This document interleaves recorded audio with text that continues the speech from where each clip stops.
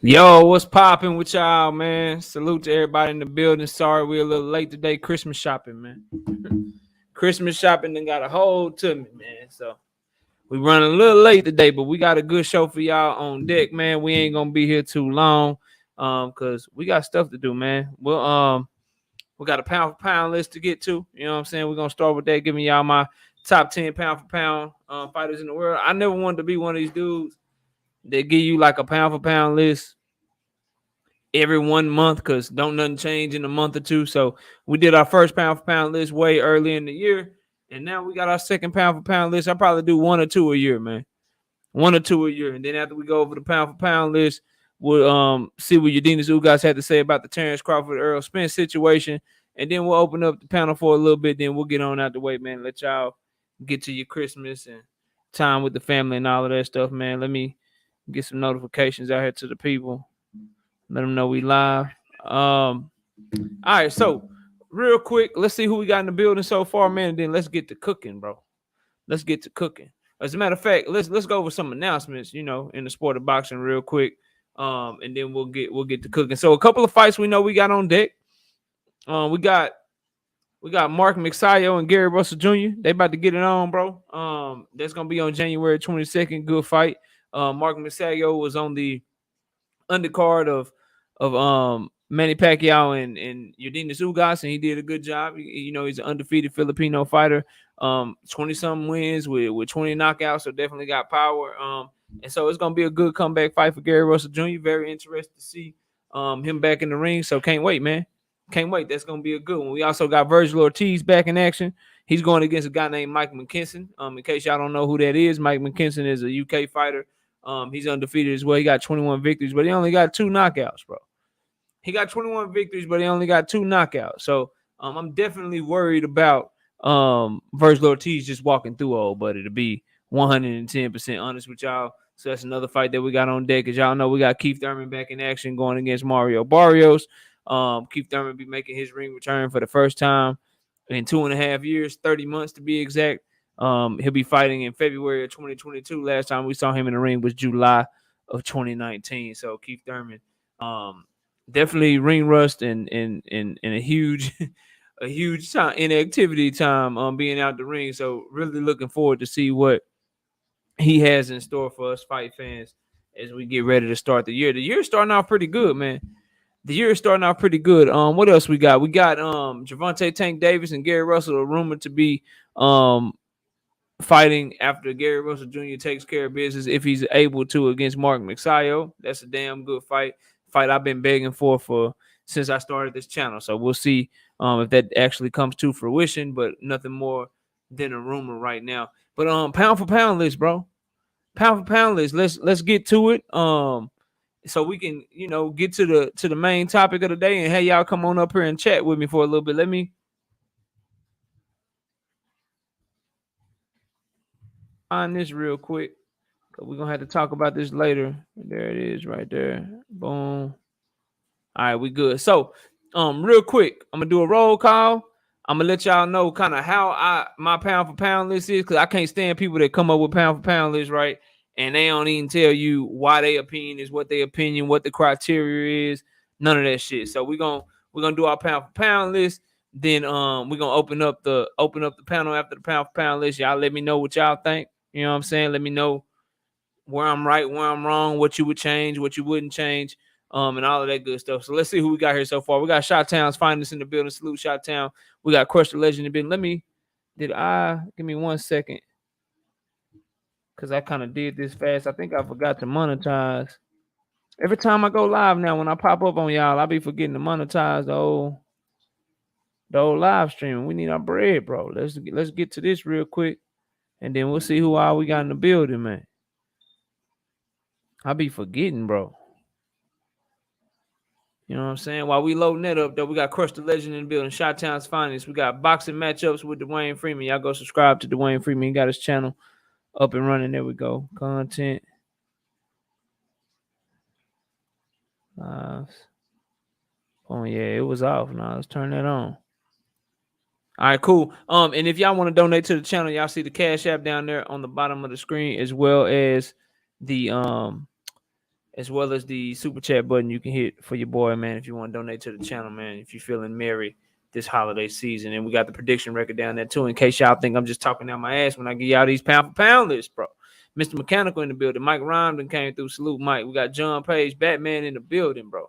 Let's see here. Sheena done came through and slid up in the building. Who else we got? The homie Nitty G in the building. YGB22 is up in here. Who else we got, man? Omega Red. Salute to the homie Omega Red. What up, bro? Salute to you, fam. Dundada done slid through here. What up, Dundada? Daryl Deloach is in the building. Salute, Daryl Deloach. Tim Mouze, fresh off a skyscraper and into the building. Appreciate you, Tim, for coming through. Let's see. Cook on, bro. Salute to the chat. Yeah, we're going to cook, Crush. We're going to cook. KQKC, my co-host in the building. Salute, KQ. Salute to the singing OG, KQKC. I appreciate you, brother, everything you done for the channel so far. KQKC goes live every day. Y'all be sure to check him out 12:30 around lunchtime, 12:30 p.m. Central Time. And then we got our show together that we do every Sunday morning, 9 a.m. Central Standard Time. Troy Swords in the building. Salute, Troy. BN Boxing News and slid through. What up, BN? DP Rocker, the homie in the building. Mr. Shelton done came through. My beautiful wife is in the building. Salute, baby. Salute.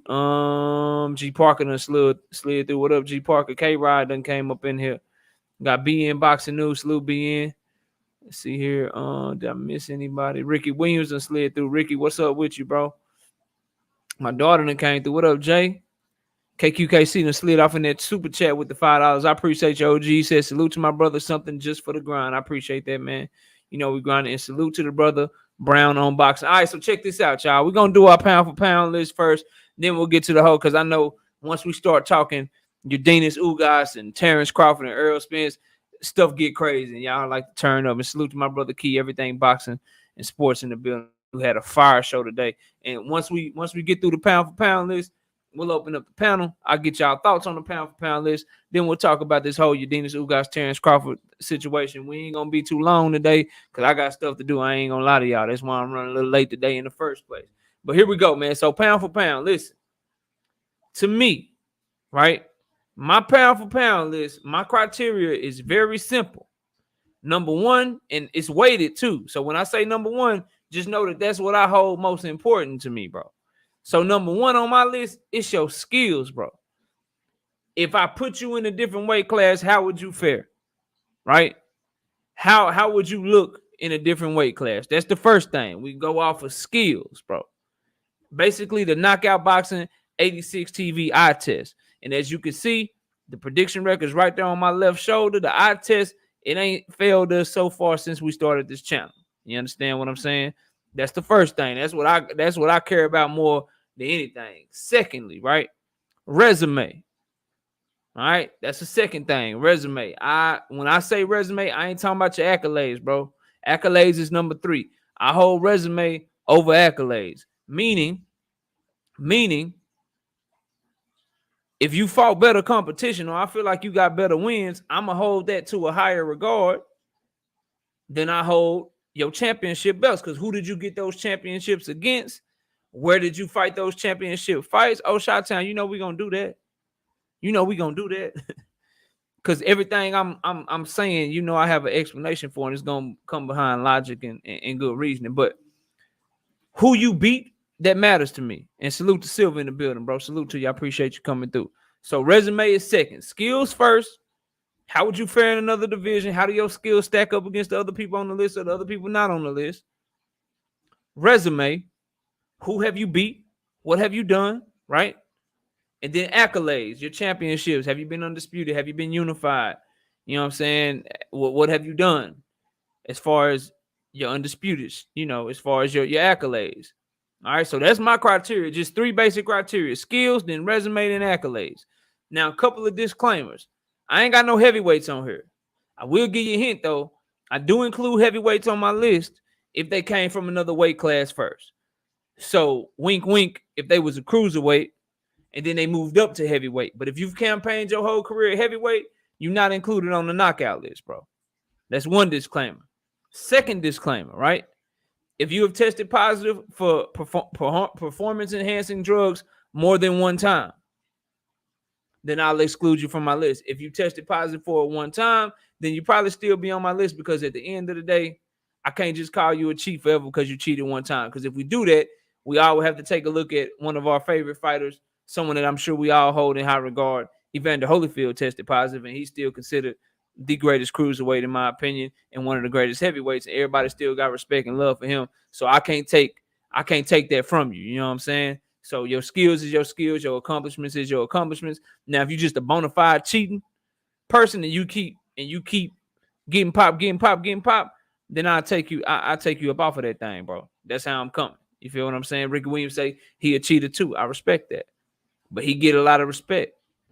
Salute to Money Brown TV. And y'all go subscribe to Ricky Williams. Y'all go subscribe to Everything Boxing. Y'all go subscribe to Money Brown TV. Subscribe to KQKC. All these brothers putting in good work, man. Every last one of them. So that's my few disclaimers before we get going on the list. Starting in at number 10.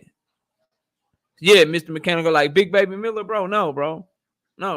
I ain't with that. You know what I'm saying? Like Barry Bonds, bro. Like, yeah. I mean, he never really got caught with nothing, though. But is he not great all of a sudden? Hell no. Nah. Barry Bonds great, bro. You know what I'm saying? So that's just how I come. So number 10 on the list. Number 10 on Knockout Boxing 86 TV's pound for pound list. I got Jerron Boots Ennis, bro. I got Jerron Boots Ennis as a number 10 pound for pound fighter. And this ain't got shit to do with accolades. This ain't got shit to do with resume. I just believe with my eyes, I can't find 10 fighters that are more skilled than him, bro. If he had any kind of accolades, if he had any, he'd be closer to the top. But he coming in at number 10 based off of eye test, and eye test alone with me, bro. Like, what more do I need to say? The brother can switch stances. He has power in both of his hands. He's extremely talented when you look at just reflexes, right? When you consider fast twitch, how he reacts to punches, how fast he can counter, just shit that you can't really teach. He got that shit just naturally, bro. Just naturally a very fluid and athletic and gifted fighter. And I expect him to climb the list as we continue on our path.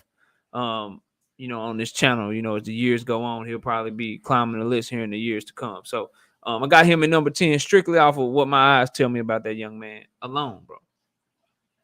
Coming in at number 9, bro. I got Shakur Stevenson, bro. I got Shakur Stevenson number 9 because skills off the chain. The brother don't get hit. He got one of, if not the lowest connect against percentages that I have seen in the sport of boxing, bro. He don't get hit. He's a 2-division champion. So I believe Jerron Boots Ennis offensively might have a better skill set than Shakur Stevenson because of the switching, because he has more power, because he's more athletic. But obviously Shakur Stevenson as a 2-division champion has more accolades. So we got Shakur Stevenson coming in number 9. I see you, Dundada. I mean, hey, bro, you entitled to your opinion. Skills mean a lot to me, and I trust what my eyes tell me, bro. I trust what my eyes tell me, and I believe that Jerron Ennis belongs on this list, bro. It's my list. You know what I'm saying? You make your own list. You get your own list, bro. Don't be critiquing my list. I'm just messing with you, though. But shit, this is what I believe. I'll be proven right or I'll be proven wrong over time. So number 9, Shakur Stevenson. Defensive wizard, right? Defensive wizard. And he's somebody that it seems to has gotten better as he's moved up in weight. He's already conquered 2 divisions. And the Olympic pedigree, the amateur background. I mean, you can't take shit away from Shakur Stevenson. So I got him at number 9. And Dundada KQKC agrees with you. So hey, man, it is what it is. It's just what I believe.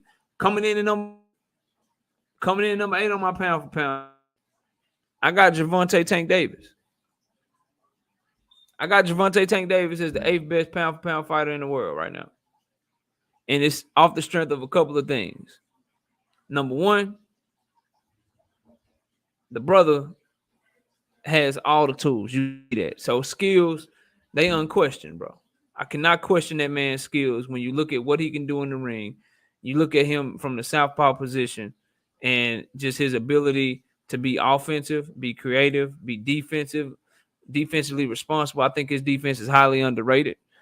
You know what I'm saying? And that's just what I believe. I think that as time goes on, he'll climb the list. But I think going up to 140, fighting somebody like Barrios, and he moved up 2 divisions for that fight. People forget he fought at 130, then at 140. Then slid back down to 135 and got a W against a tough and game Isak Pitbull Cruz. I mean, shit, you can't help but to have Gervonta Davis on that list to me. You know what I'm saying? That's what pound for pound people do. They move between weight classes. They show that their skills can translate to different weight classes against top level competition. Although be it not the people that we want, which is why I hope this Gervonta Davis, Gary Russell situation is true. And I see Dante Hall say Loma number 8. All right. We'll see if he on the list. I don't know though. I don't know, Dante. I don't know, man. You know, he got his ass beat. You know, early in the year, bro. That's a tough ass loss. Or last year, he got his ass beat. That's a tough ass loss. Nakatani and Comey. I don't know if that's gonna put him back up there, man. He got 2 losses, and a lot of these guys like Yordenis ain't lost. Shakur Stevenson ain't lost. I'm looking at my stuff. It ain't a whole lot of L's on my list, bro. It's literally 1, 2, 3, 4, 5, 6, 7. It's like 7 more people to go through, and out of those 7 people, there's 1 loss, bro. Out of those people, there's 1 loss, bro. Between the next on my list, fam. That's just, I don't know. Yeah, but Loma can fight though. He got a chance to work his way back up. You know what I'm saying? But I don't know. We'll see. So Gervonta Davis, number 8. Yeah, 1 loss don't define you. What about 2? Dundada? What about 2? We can't act like he didn't lose to Salido, bro. We can't act like that. I'm sorry. Like I just can't do it.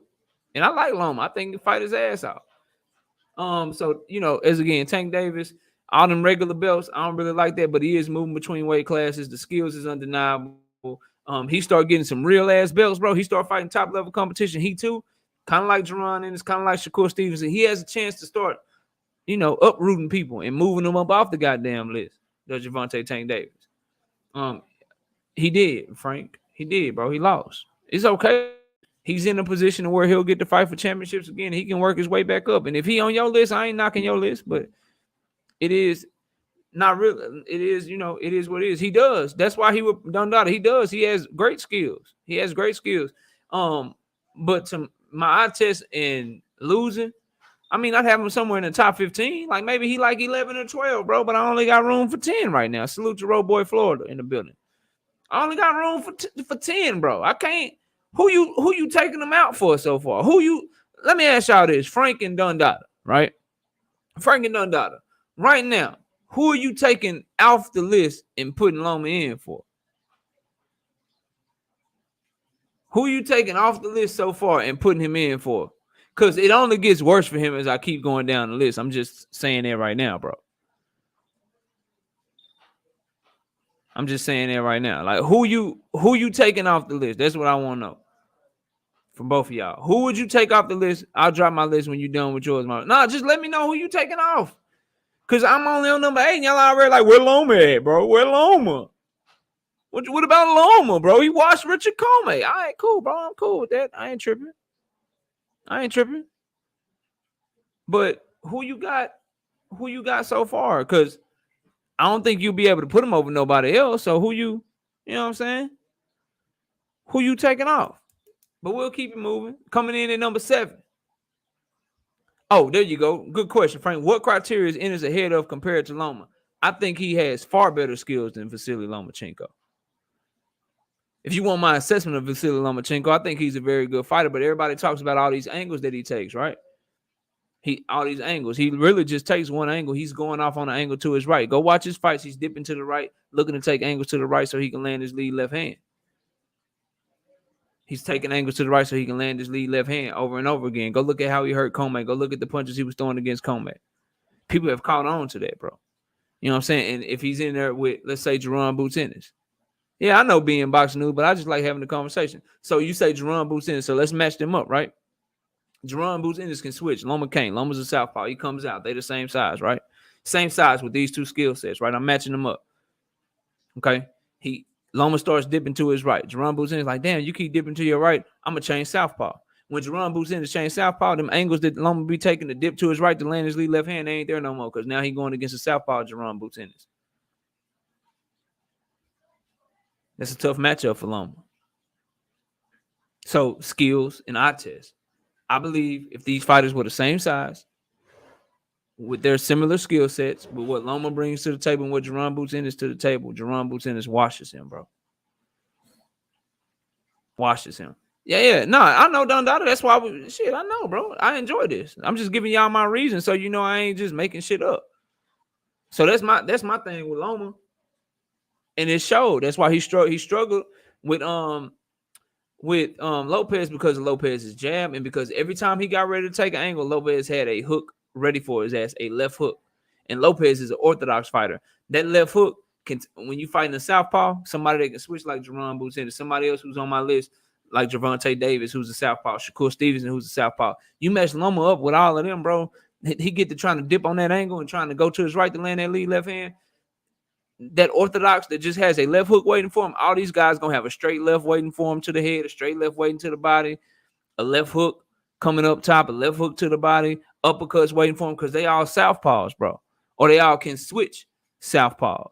You know what I'm saying? So it's just they bad matchups for him. So that's why, bro. He don't pass the eye test to me more than the 3 fighters I named so far.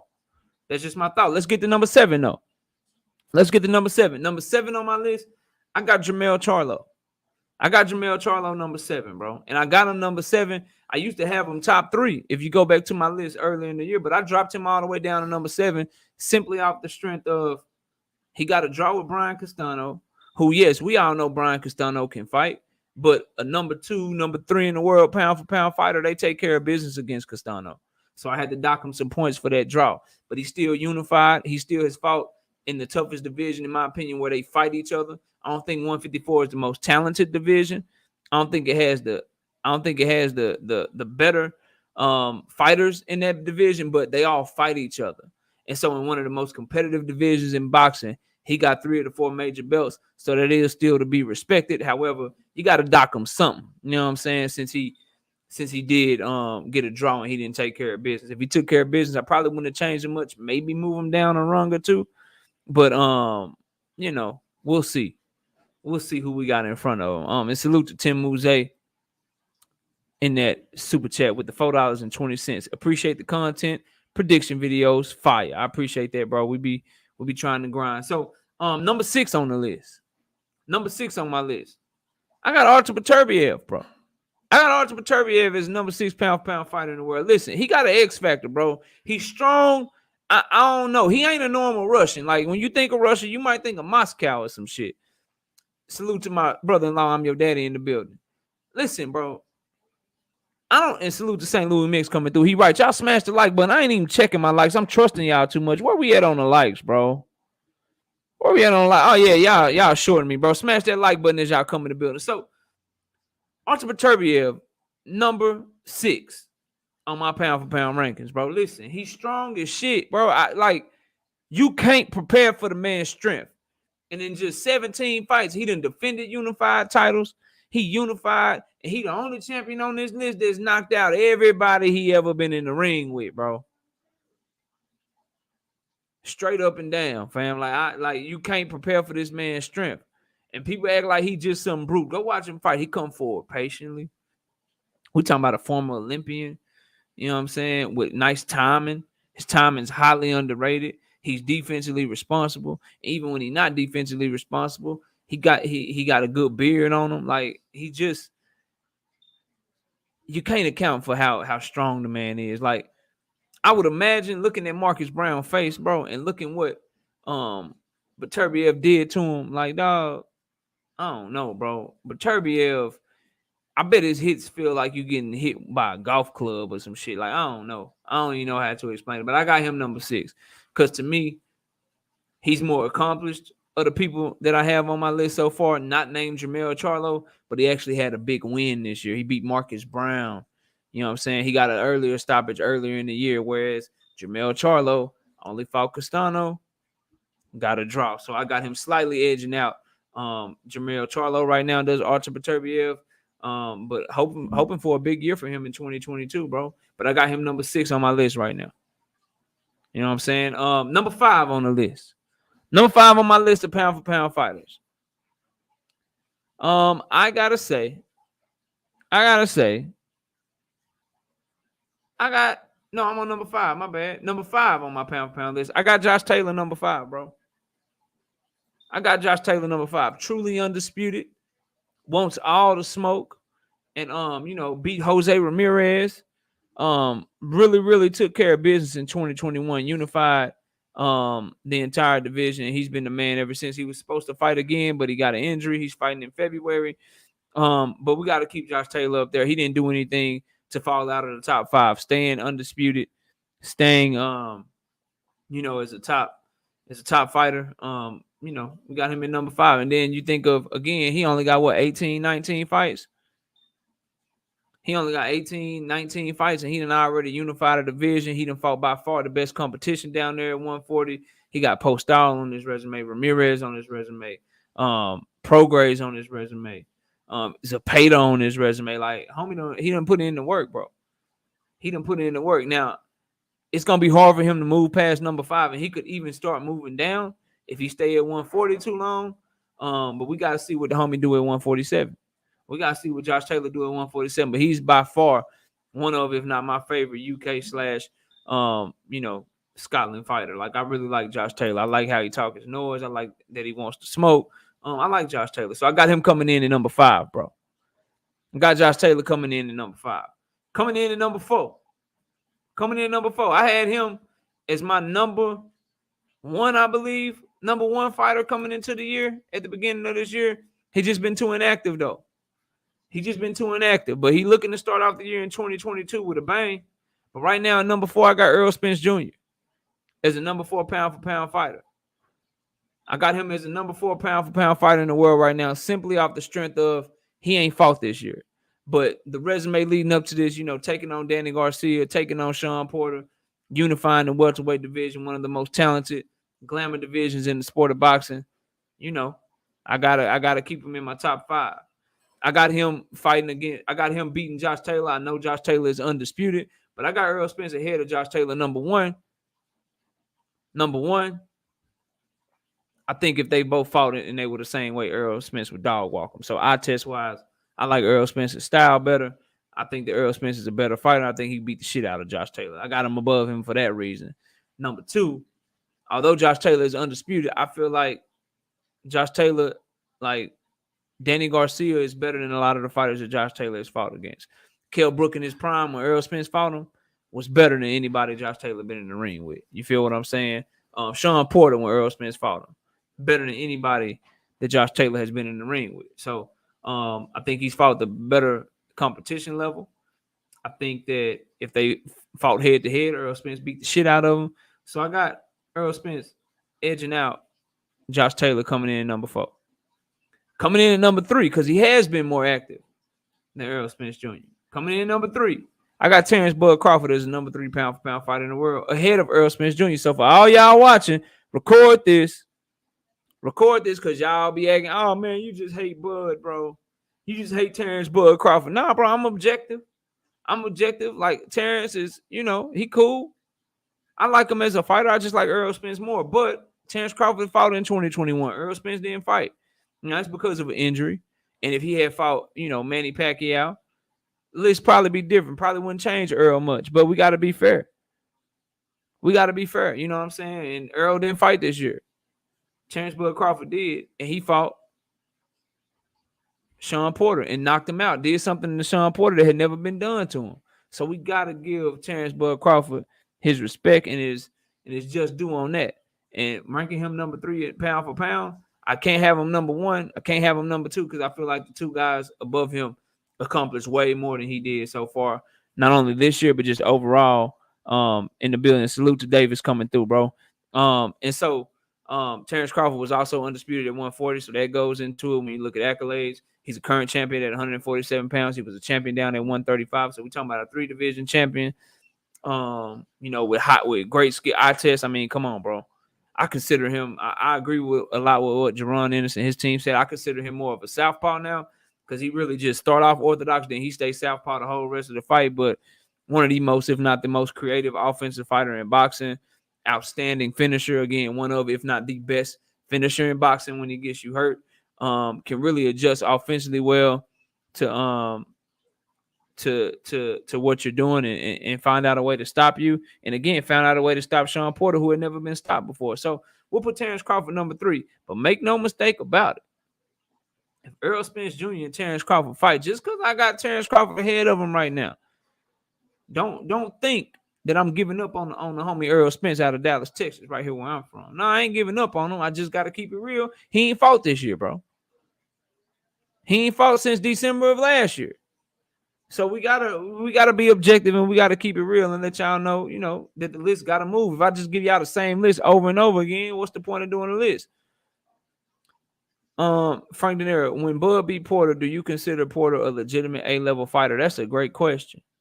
I consider him B-level, B-plus type level fighter. Definitely the best fighter that Terrence Crawford fought at welterweight. So Terrence Crawford get full credit from me. The thing I didn't like about the fight, Frank, was I didn't like Sean Porter's pops, Kenny Porter. I didn't like his reasoning that he gave for stopping the fight. If he had just said my son was hurt, and I didn't think he could continue, that's one thing. But when he started saying shit like, well, my son didn't prepare properly, and so that's why I stopped the fight, like that shit don't make no sense. Because was he not prepared properly when he was making it highly competitive the first 9 rounds of the fight? Was he not prepared properly when Bud's own corner thought he was losing? So I didn't like that shit. And if you're a Bud Crawford fan, right? If you're a Bud Crawford fan, you should be mad at that shit too, because now that take credit away from Bud as well. Because what if Kenny Porter had let his son go out there, who to me, was he hurt? Yeah, but could he continue? Yeah, and having never been stopped before fighting the fighters that he fought, he deserved, a chance to fight on if he wanted to fight on. It robbed Terrence Crawford of the opportunity to really put it on Sean Porter and stop him like bad, bro. So it took something from him too. So I just didn't like the way that the fight was stopped. But I mean, he had already put Sean Porter down twice. He had already done that. You know what I mean? So we got to give Terrence Crawford his credit. Coming in at number 2, I'm gonna see if my viewership drops when I give y'all my number 2 pound for pound fighter in the world, bro. I'm gonna see if my viewership drop. I hope it don't, bro. I hope y'all ain't rocking with me because you only like certain opinions, bro. But I gotta tell y'all, bro. Number 2 in the pound for pound list right now for me is Canelo Alvarez. I gotta have him number 2. He went and he unified a whole division in 1 year. He's a multiple division unified champion. Salute to Leon Robinson in the building. Leon gonna come in and come out when he hear this shit. But I just gotta, this is my opinion. So I got him number 2 right now. Just off the strength of what he did this year, becoming undisputed. All that he's accomplished. But let me say this. I expect more from him. And I've been telling y'all this, bro. I'm tired of watching Canelo Alvarez fight dudes and strategically move his way around in this world to where it's the path of least resistance. Like if we keeping it a buck, leaving 160 without fighting Charlo and Andrade, leaving 154 without fighting Andrade, those are the paths of least resistance, right? And when you somebody that's making $30 to $40 million a fight, when you somebody that's really, really, really, really able to fight who the hell you want to fight when you want to fight them, I hold you to the highest standard. I do, bro. But his skills are undeniable. The resume, who he's fought, and that's why I want guys like Charlo and Andrade to fight each other, Benavidez and plan to fight each other. Beterbiev and Bivol need to fight each other. Zerto need to fight Bivol. Bivol need to fight Zerto. Zerto need to fight Beterbiev. Joe Smith Jr. need to fight like all these guys need to mix it up, because you can't knock Canelo off of that pedestal, bro. You can't knock him off that pedestal if you ain't building your own legacy. If all y'all just waiting around and for him, for a fight. The Laguna Beach macadamia nut shit, I hate that shit, bro. I ain't gonna lie to y'all. Y'all know I ain't gonna lie to y'all. I hate that fight. I think it's 5, 6, 7 other fights that I can name off the top of my head that are better fights than that. Let's try. Lawrence Okolie is a better fight. Former Olympian, UK all the way. That fight gonna be bigger. It's gonna do a better gate. People actually know who he is. and he's considered, to have better pedigree and a better fighter than Laguna Beach Macadamia Nut. Maris Breeders, the person that gave Alexander Usyk his toughest fight to date. Salute, Sir Antbo. You know what I'm saying?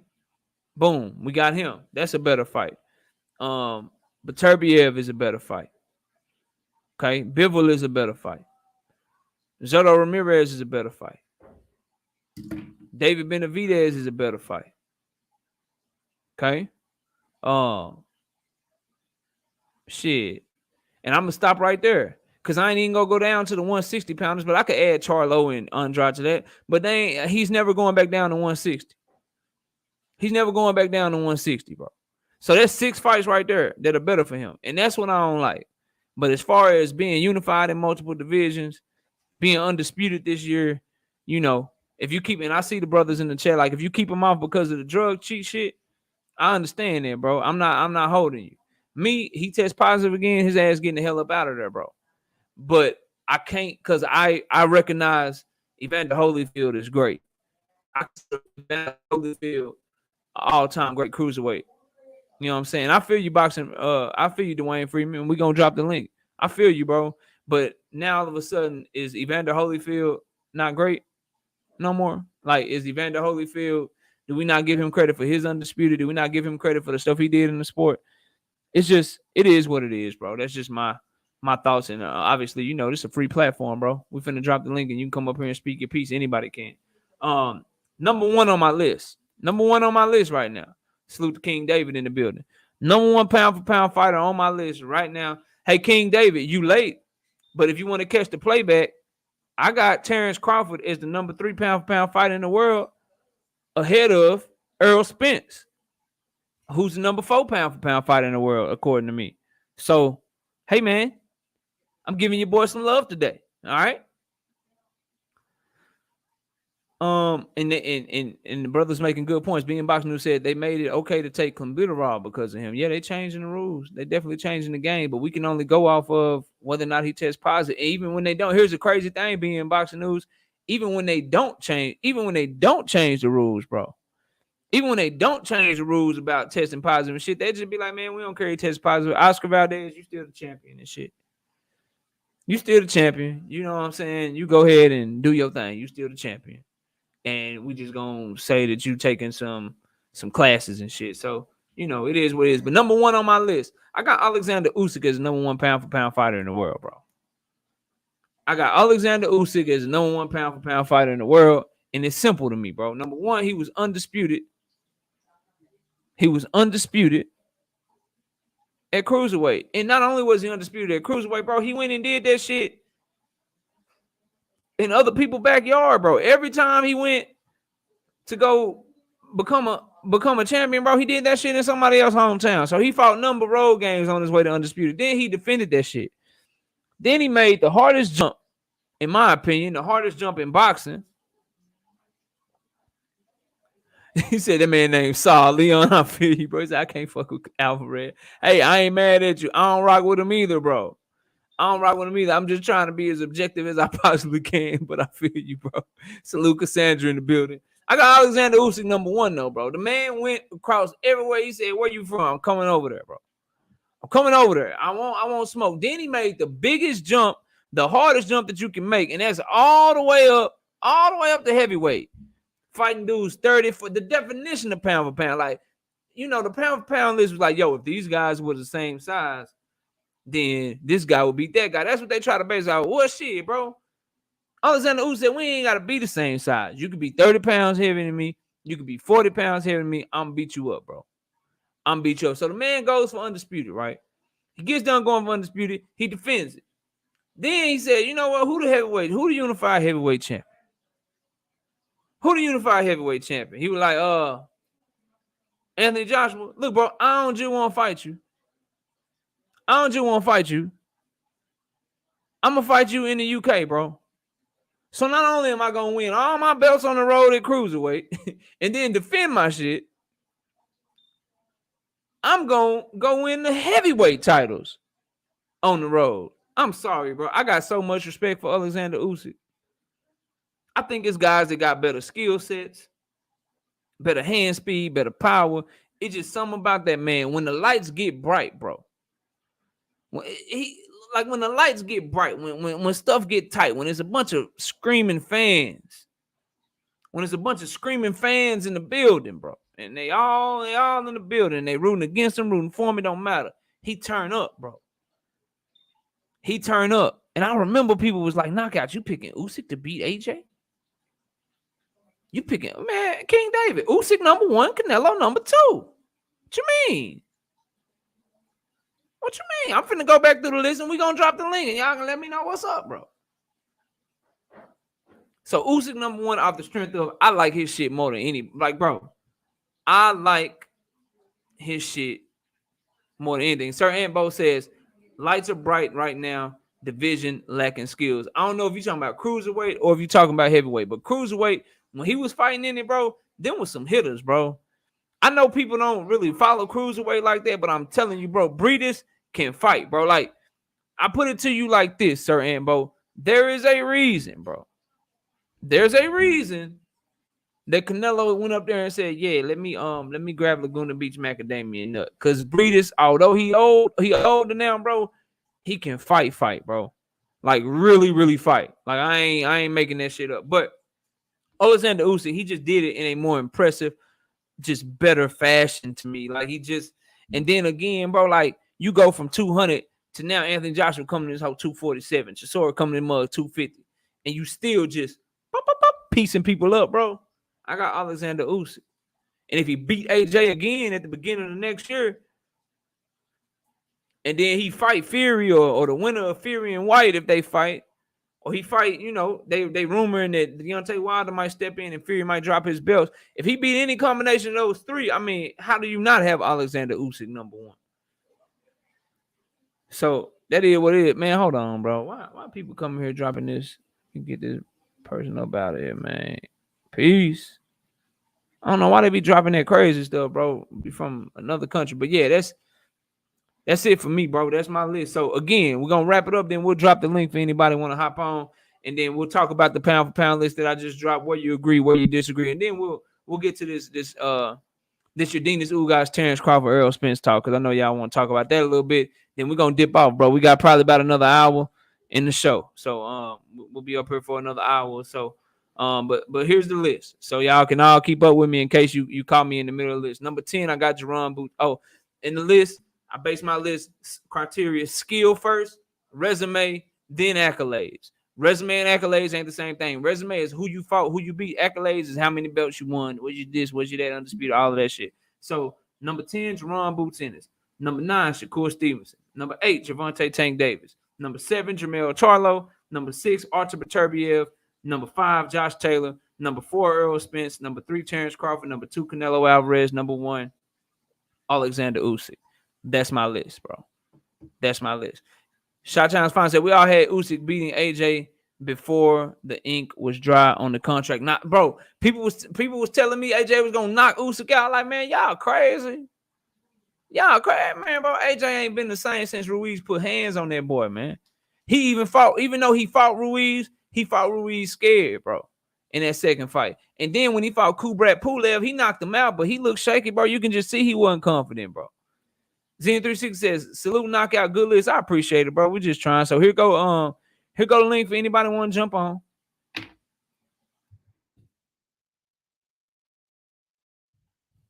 Here go the link. I'm gonna read some of y'all comments while we're waiting on people to come through.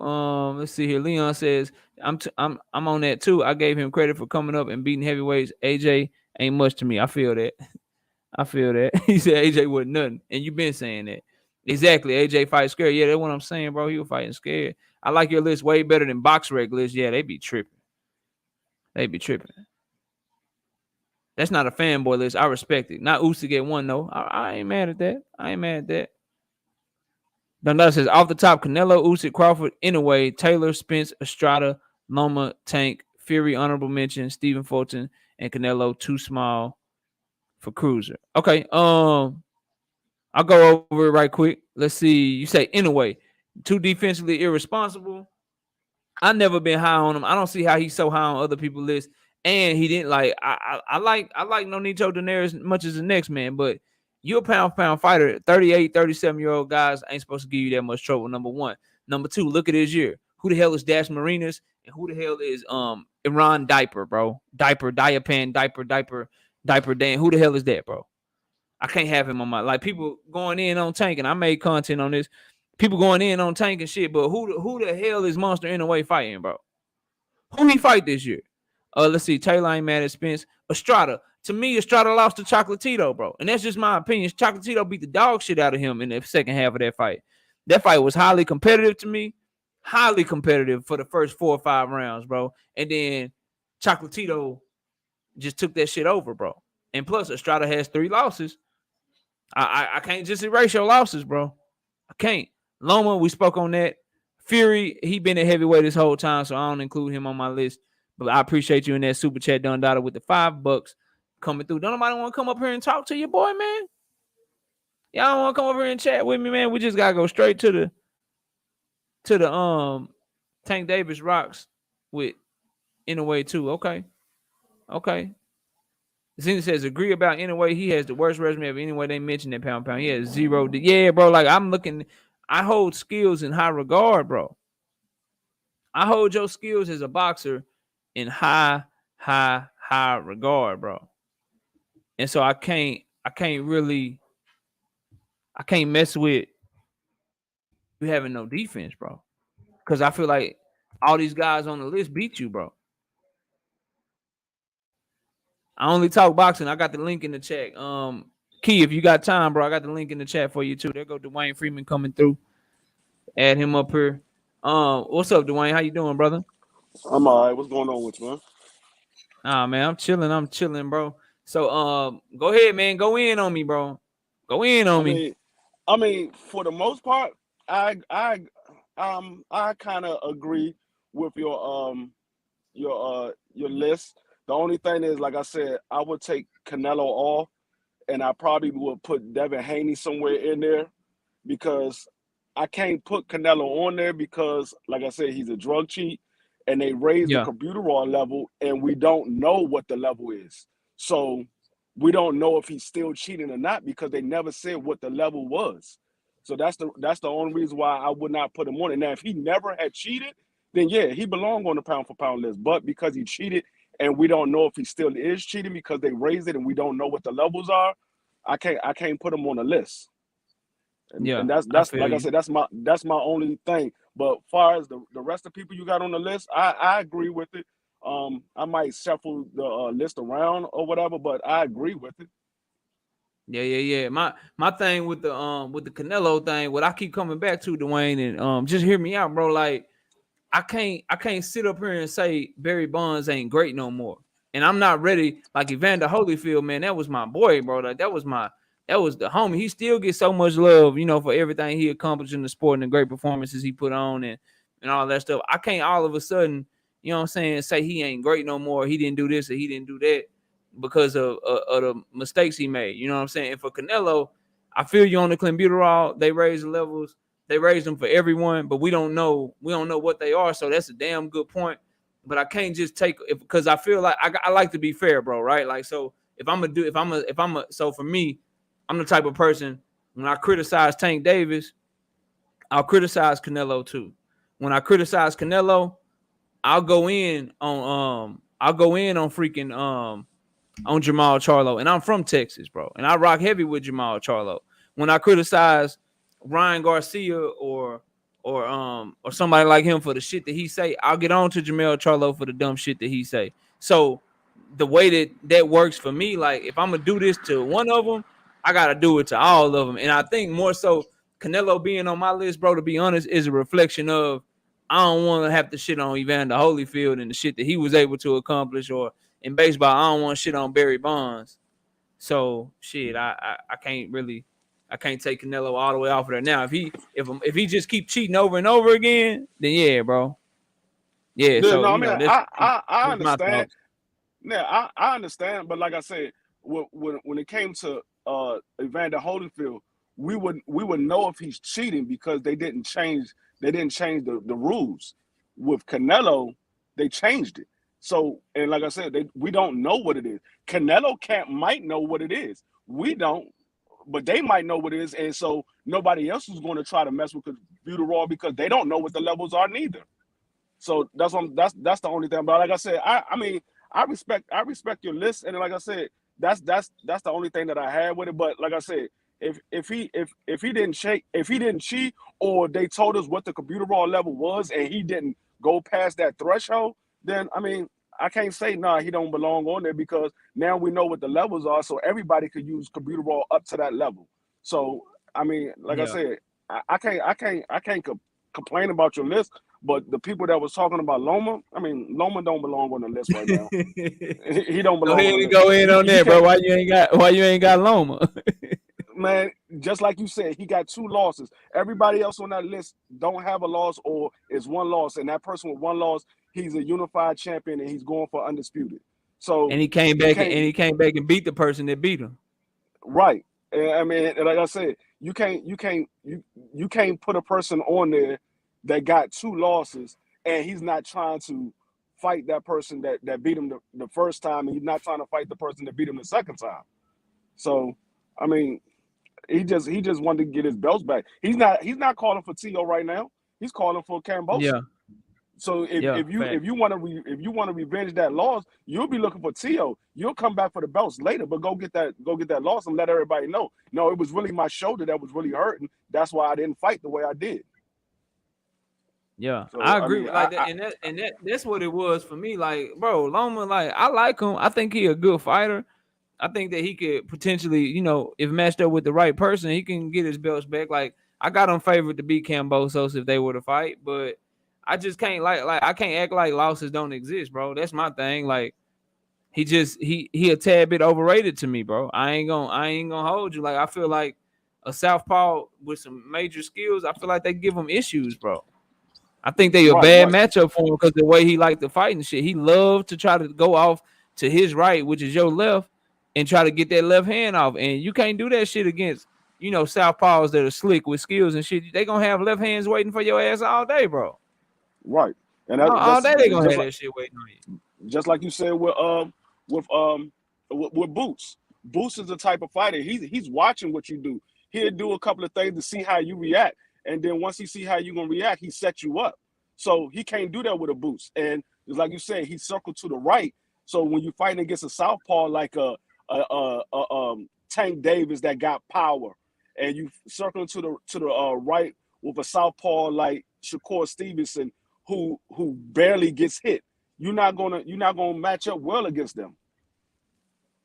So Got you. And then is there? Let me ask y'all in the chat while we chopping it up here.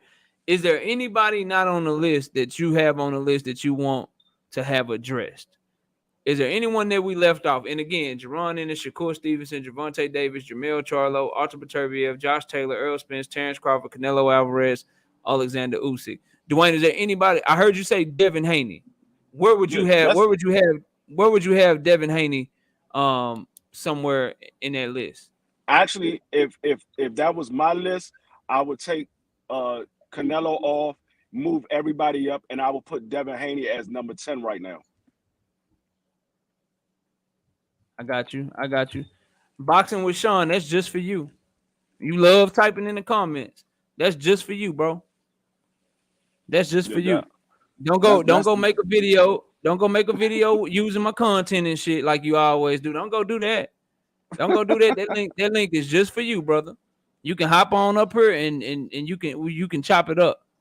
You ain't gotta go make a video. You ain't gotta pull my stuff, chop my stuff up, and then go use it to make your content. You can come right here and you can talk, bro. You come right here and you can talk. I ain't gonna block you. You know what I'm saying? But don't. But you ain't gotta do all that. And what you typed was bullshit. You know what you typed was bullshit. I guess we forgetting that he pulled Regan down all the way up, like damn near 2 weight classes. We forgetting about that. We don't want to talk about that. We don't want to talk about that. He was 118-pound fighter that he pulled all the way up to what, like featherweight or some shit they fought at? Come on, bro. Come on, miss me with that, fam. Miss me with that. I right. know you're a Loma fan. I know you're a Loma fan. It's cool. But he ain't on my list. Go put him on your list. Straight up. Or hop up here. But Then I that mean, says KO, please address Stephen Fulton. Oh, that's a great one. yeah, that's a good one too. That's a And great that and one. now Yeah, and that now and I if believe. he Hold on, if and I believe Boots. I believe if Boots and Loma was the same size, Boots stops him. hell yeah. Boots stops him. What you and then I mean shit. Do you do predictions? Because I do. There go the record right there, bro. It's right there, and it's all real. All the videos still up. But what you think? Loma no, Loma What no you think 10 can about? stop him too. Yeah, bro, man, miss me with That's that, why he bro. don't want to fight him now. Dude don't know boxing, man. What you got on? Let me see who we about to talk about. Oh, Somebody had put it in the chat. Fulton. Fulton, yeah. What you Fulton. got on Fulton? If he get this undisputed championship, he's definitely on the top 10. Now, and the only reason why I say he's not on the top 10 now. Now he got all the skills in the world, but it's not a lot of competition down there. That's the only reason why I say I don't see him on the top 10 right now. But he got all the skills in the world, and if he get this undisputed, he's definitely on the top 10. I definitely would have to put He him on not the top on. 10. He ain't on my list. Loma ain't on my top 10. He a top 15 pound for pound fighter. He a top 15 pound for pound fighter, but he ain't in my top 10. Go ahead, Dwayne. What you were saying? Yeah, I would definitely have to put him in the top 10. I would look at everybody and see who I have to move out. But yeah, I would have to give that man his respect and put him in the top 10 because he got skills. His skills would travel to any division. Got you. This is what because I thought about it, bro. I thought about having Stephen Fulton on there in place of Jerron Boots. I was gonna put him at number 10. And the reason why I didn't, bro, the reason why I couldn't bring myself to do it is that I don't know if it's by choice, right? I don't know if it's by choice. I don't know if it's because fighters are able to make him do it. I don't like that he fights other fighters' fights, bro. I don't like that people can get him to have a dog fight. You know what I'm saying? Yeah. I don't like that. And so it's the skills thing for me. And I think the fighters that he's fought, I think he definitely has a better resume than does Jerron Boots because of course he's a champion, he's now unified, so forth and so on. But at the same time, again, I weigh skills much heavier than resume or accolades. Your skills and what I think you can do that matters to me more than that, just a tad bit. But I kind of like how I have Loma. I'd have Stephen Fulton right there, kind of cracking the top 10 to 15, like maybe number 11, number 12, somewhere in that range, just right there on the outside. But he can definitely fight. I just wish I like for fighters to make fights easy, bro, and do what they can do in order to just make the fight as smooth and as easy as possible. And I just don't like that knack that he has, kind of similar to Terrence Crawford, where Crawford will he'll just dog it out with you when it seems like maybe he can just outbox you and shit. Right. He has I don't to like work that on his Stephen ring Fulton IQ. gets in. Yeah, I don't like that Stephen Fulton gets into situations where he beat Brandon Figueroa, but he fought his fight and he made the fight much closer. When you look at the first 2.5 rounds, he was picking Figueroa apart, bro. He was picking Figueroa apart, picking him apart. Now, if Stephen Fulton was able to take on MJ Akhmadaliev next year and beat him and be undisputed, oh, he definitely cracking top 10. Yeah, that's why I He said definitely cracking the top 10 for sure. Right, that's what I said. If he get the undisputed titles, I gotta put him in the top 10 because, like I said, his skills is definitely there.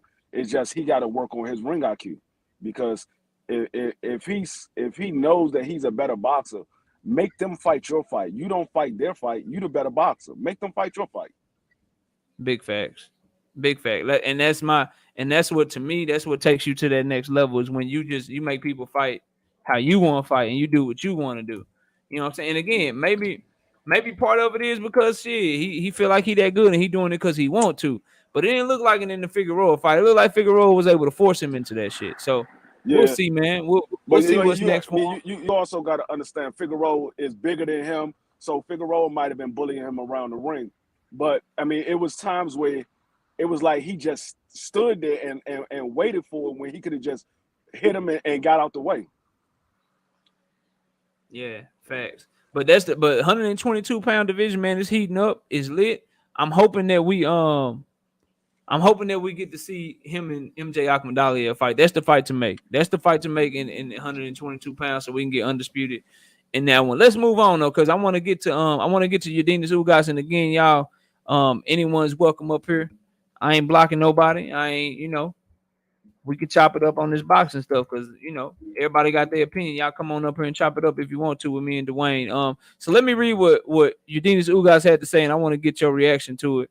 He says, "Hey man, stop attacking Spence because he's not fighting whoever you want. He is a champion. He is fighting another champ from his company. Crawford was with Top Rank. Now he's a free agent and available. I have faith that in 2022, the 147-pound will have an indisputed, he meant undisputed, champion."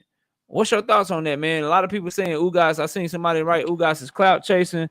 I seen somebody say that Ugas, he don't want to mess up his bag. He taking up for Spence, and they really saying that he's really kind of hanging from Spence's sack, so to speak. That he ain't coming to win, and they just didn't like to hear that from him, man. Want to get your thoughts on the whole situation, but he did say, "Hey, somebody gonna go for undisputed after me and him take care of business." So I did like that part. But what's your thoughts on what Ugas had to say? Man, I like it. I spoke on it on my channel earlier today, and just like you said, I like the fact that he said it's not on Errol Spence, because him and Errol Spence had already agreed after the Manny Pacquiao that they was going to fight for the championship. So they was working on that the whole time Errol was recovering. So it wasn't on Errol Spence. He's fighting a champion, so it's not a Mm-hmm. duck. You can't duck fighting another champion.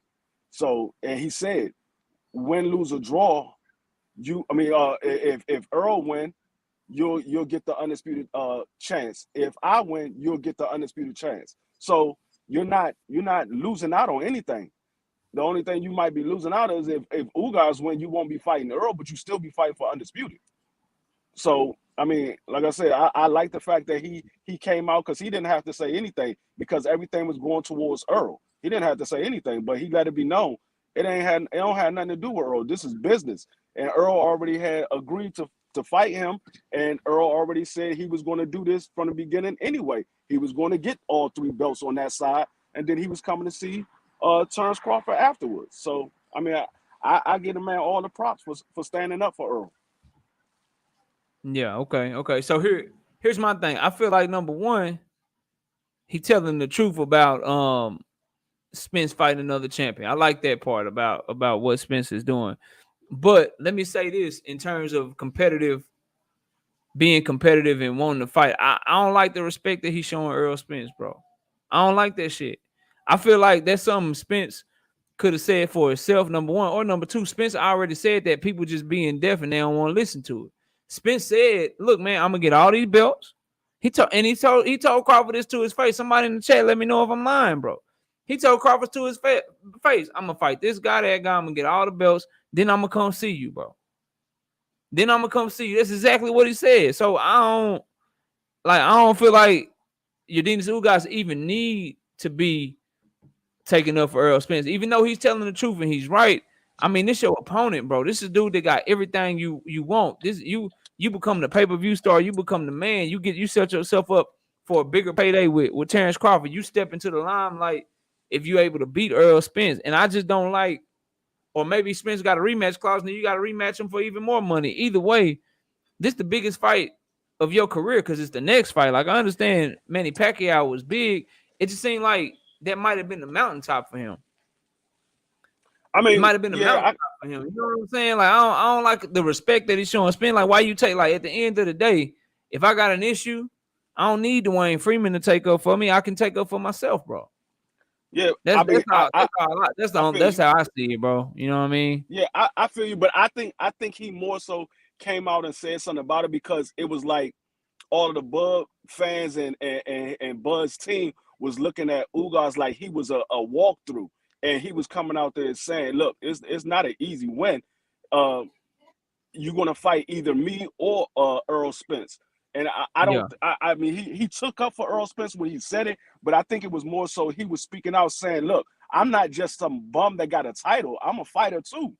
facts. I watched you in the amateurs, and you had an opportunity He to fight me in did. the pros. You didn't take that, And so now I'm fighting Errol Spence, and this is what Errol Spence said he was going to do. Just wait your turn, and you're going to get the fight next.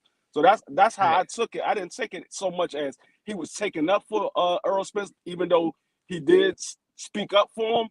It was more so Errol wasn't going to say nothing else about it because Errol didn't already said all he had to say about it. He was focused on Ugas now. He's not worried about Bud. He's focused on Ugas, and he's letting the fans do what they're going to do. When it's time come for him to fight Terrence Crawford, then he'll speak on Terrence Crawford. And I looked at it as Ugas was speaking up because it was like everybody was saying Ugas was just a bum that was holding a belt. He wasn't on the same level as Errol Spence and Terrence Crawford.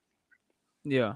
Here's the thing, bro. Like, and Don Dada says KO. So what Spence said to Crawford, same what Verse said to Boots, they would fight in 24 months. Nah, bro, it's different. Here it is. Here it is right here. Let me explain it to you, bro.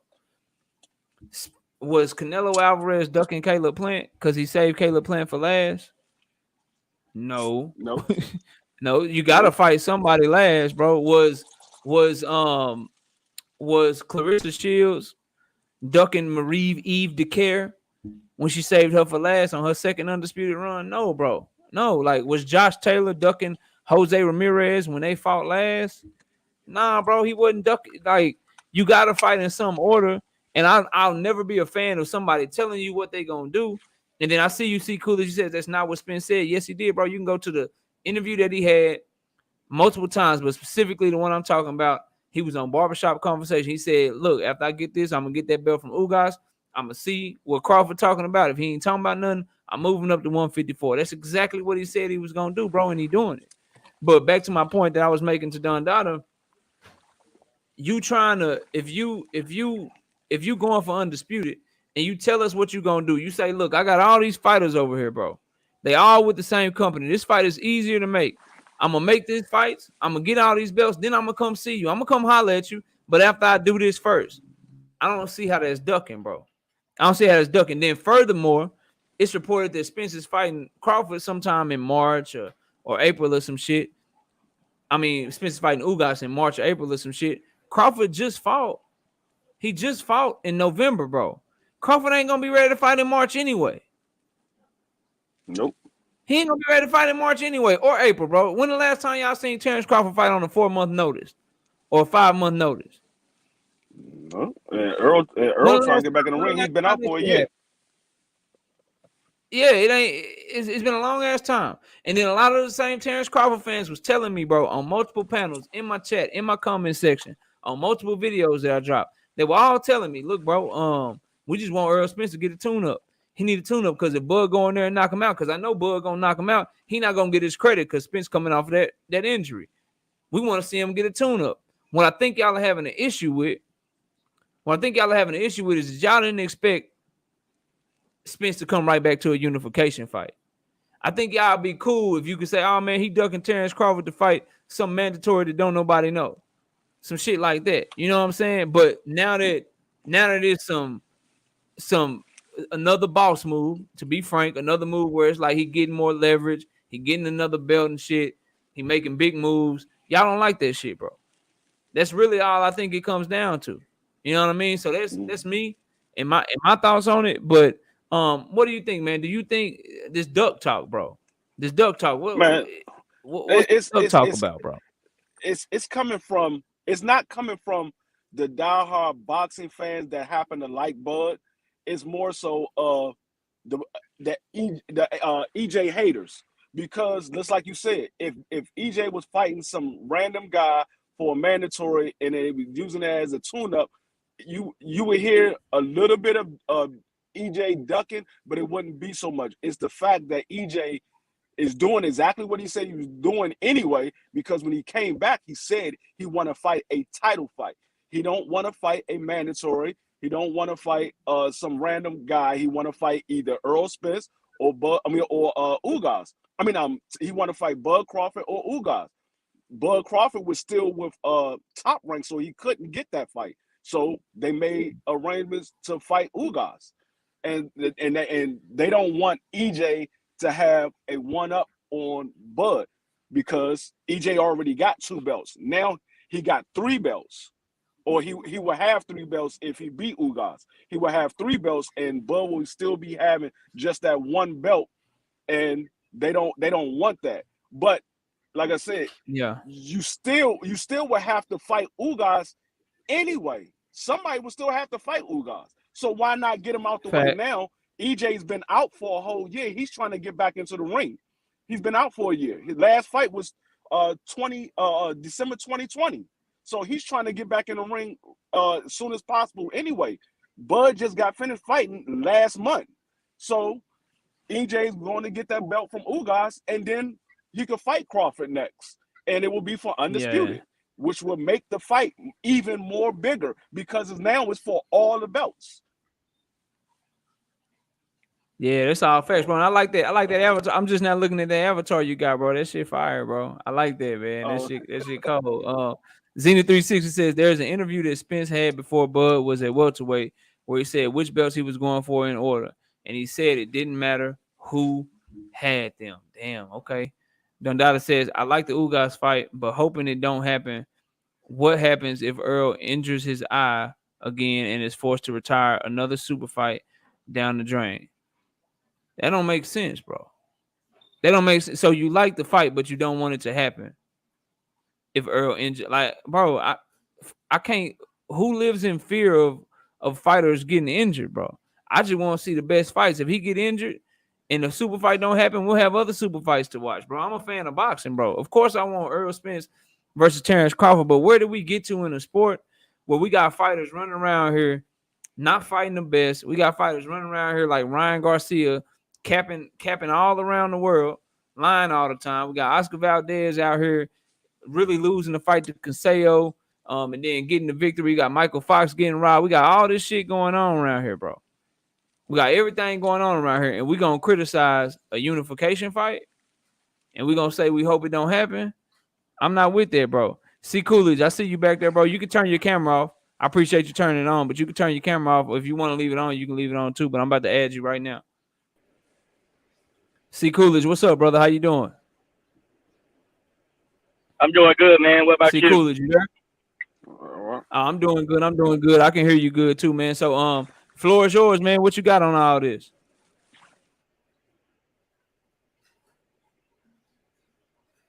You froze up if you're talking. Yeah, he froze up. All right, I'm gonna take you out. See, Coolidge, go out and come back in, bro. If you can hear me, go out and come back in, and then we can chop it up. But that's the thing. That's the thing with me, like unification fights we shitting on now, bro. I can't do that, y'all. Like I can't get up here and be like, because I told y'all, and it's still up here on record. Like if this fight was not for a championship, I was shitting on it. Errol Spence said he want to come back and fight a champion next, right? He told us that in his own words on Twitter. He said that. So with that being said, bro, this fight is for a unified champion. It's in the order that he said he was gonna do, and it's getting us one step closer to undisputed. Y'all think after all the shit that Errol Spence has said and done, y'all really believe that he gonna get this third belt from Ugas and then run away from Bud Crawford? Y'all really believe that? Because I don't, bro. I don't believe that. Now, if he proved me wrong, I'll come right up here and be like, damn, bro, he did duck out on homie. But I just want that same energy when I'm proven right. When he goes after that fight and tries to make that fight and tries to run down on undisputed, I need y'all to keep that same energy. Like, damn, I was wrong. He stuck to his word and he was doing what he said all along. So that's just how it should be, bro. When people going for greatness, we can't shit on that shit, bro. Right. We can't shit on that. And if he gets hurt in the fight, I see you, Dundada. Let me say this, then I'll give it to you, Dwayne. Says I worded it wrong. Mm-hmm. I like the fight, but happens if he gets his injured in the Ugas, but I hope he does. I mean, if he gets injured against Ugas and Ugas wins, then bring on Ugas versus Crawford, bro. That's still a mega fight. That's still for undisputed, bro. Now, do I have who I want to be in that fight? As a man born and raised in Dallas, Texas, and an Errol Spence fan, yeah, I do. But I'm a boxing fan first and foremost. So if Spence injures his eye and Ugas wins, then because I'm assuming if he gets injured, Ugas probably is going to end up winning that fight. You know, either by stoppage or Spence won't be able to see and he accumulates points on him. Then bring on Ugas versus Crawford. Spence, you know, get better. hopefully do better and come back stronger if you can. That's what I would say to that. But what you got on that, Dwayne Freeman? This whole notion that worrying about a fighter not showing up to the fight.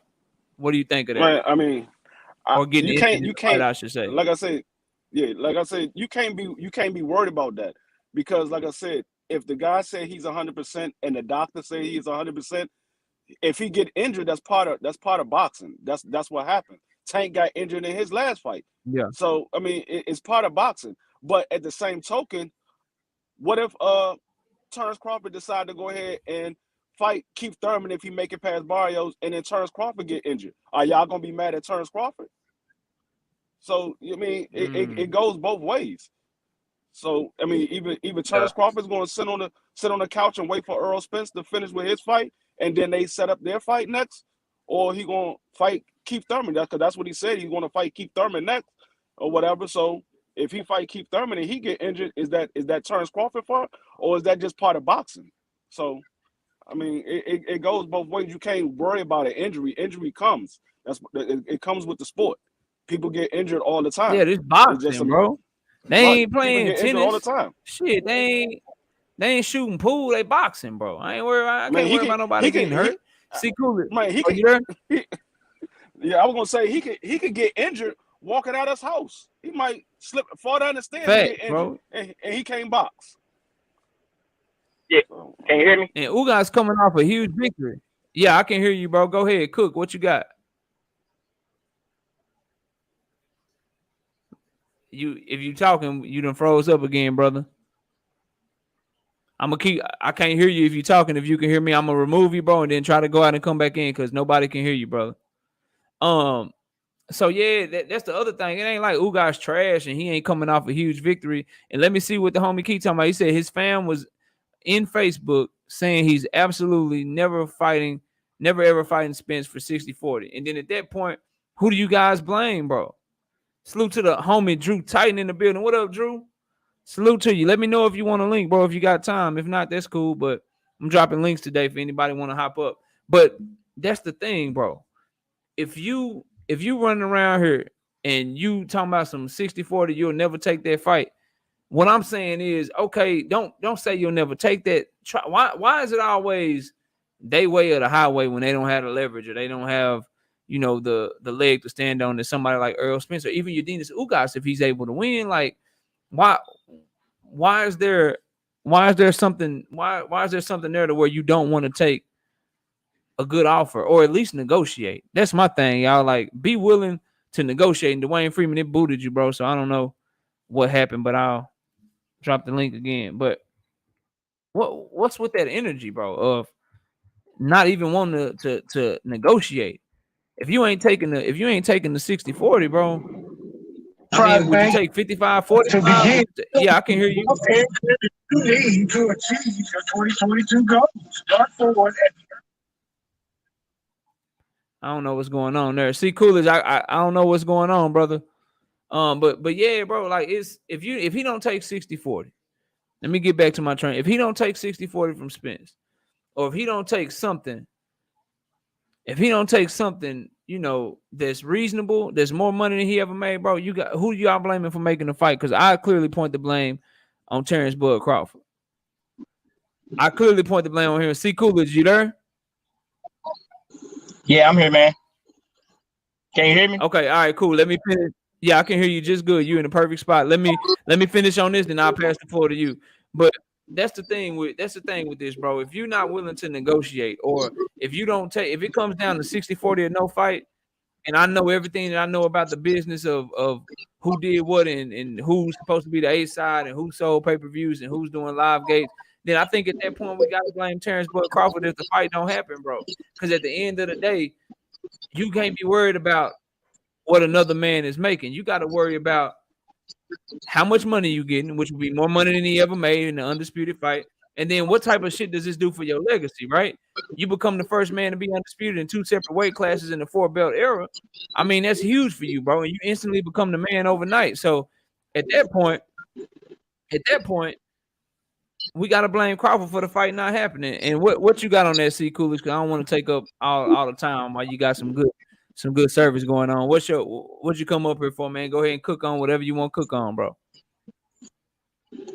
Hey, I just got this to say.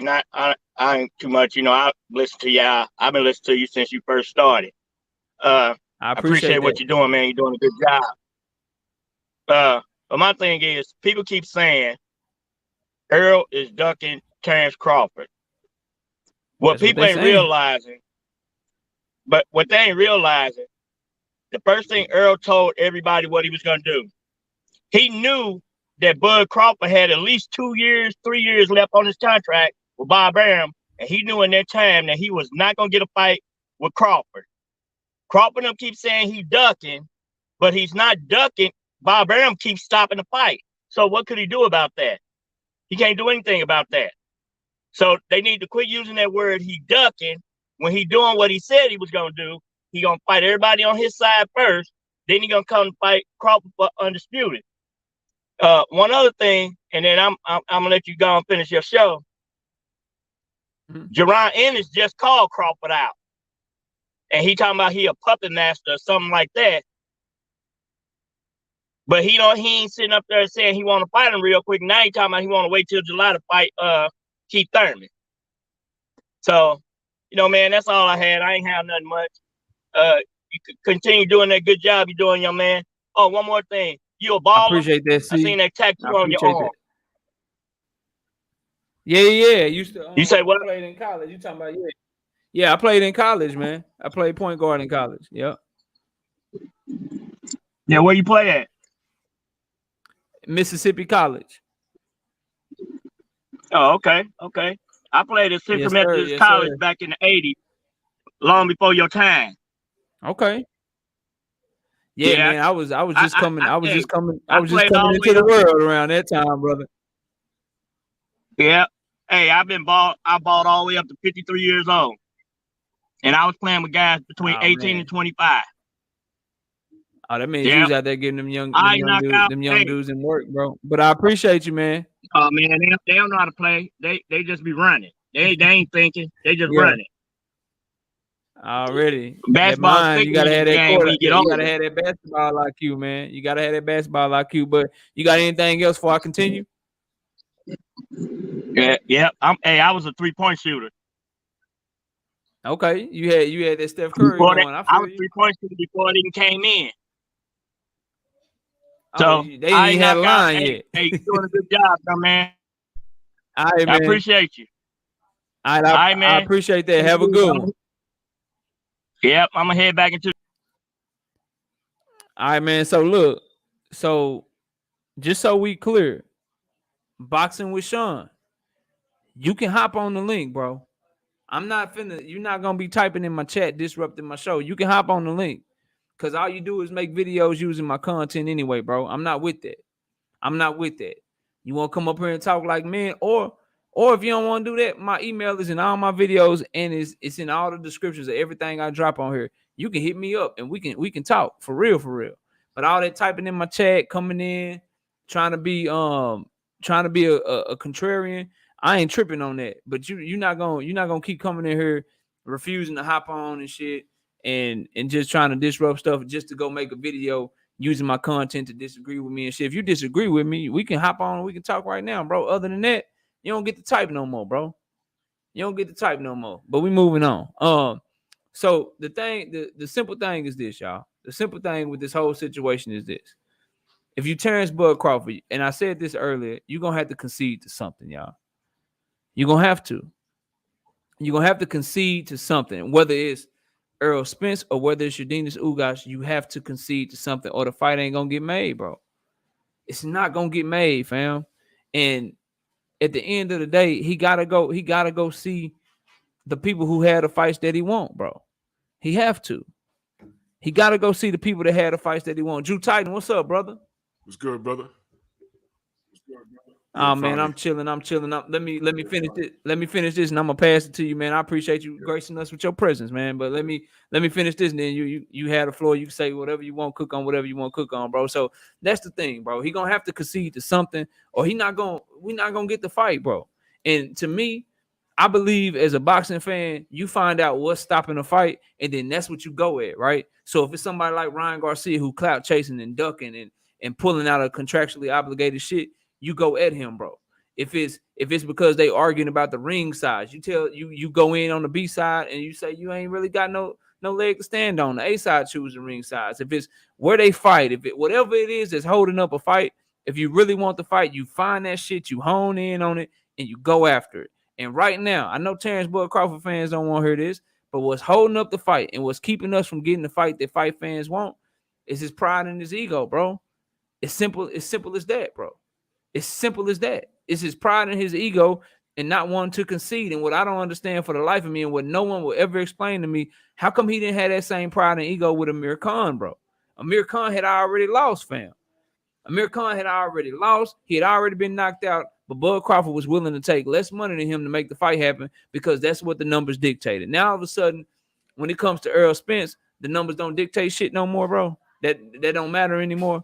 So that's my thing with the situation. Until he bends, bro, if he ain't willing to take 60-40, 55-45, whatever it is to make the fight happen, then I'm blaming him, bro. I have to. Because I'm sorry, I can't ask a man who worked and earned they right as the A side to give that shit up because somebody got a pride and an ego. That ain't how boxing has ever worked. That's not how they do business in the sport, bro. But Drew Titan, man, I don't know how long you been here, but the floor is yours, man. Whatever you got, man, cook on it, bro. No doubt, my brother, man. I ain't gonna stay long. Just want to make a couple of statements. I saw you live, so you know I had to swing through, show you love, man. You always doing your thing. Yes, sir. I appreciate it. No doubt, fam. No doubt. I see L Dub in the chat. Salute, fam. Salute, fam. Yeah, Don Dada. Just Don Dada. Now that's really me. The fake Drew Titan is seeking legal counsel at this time.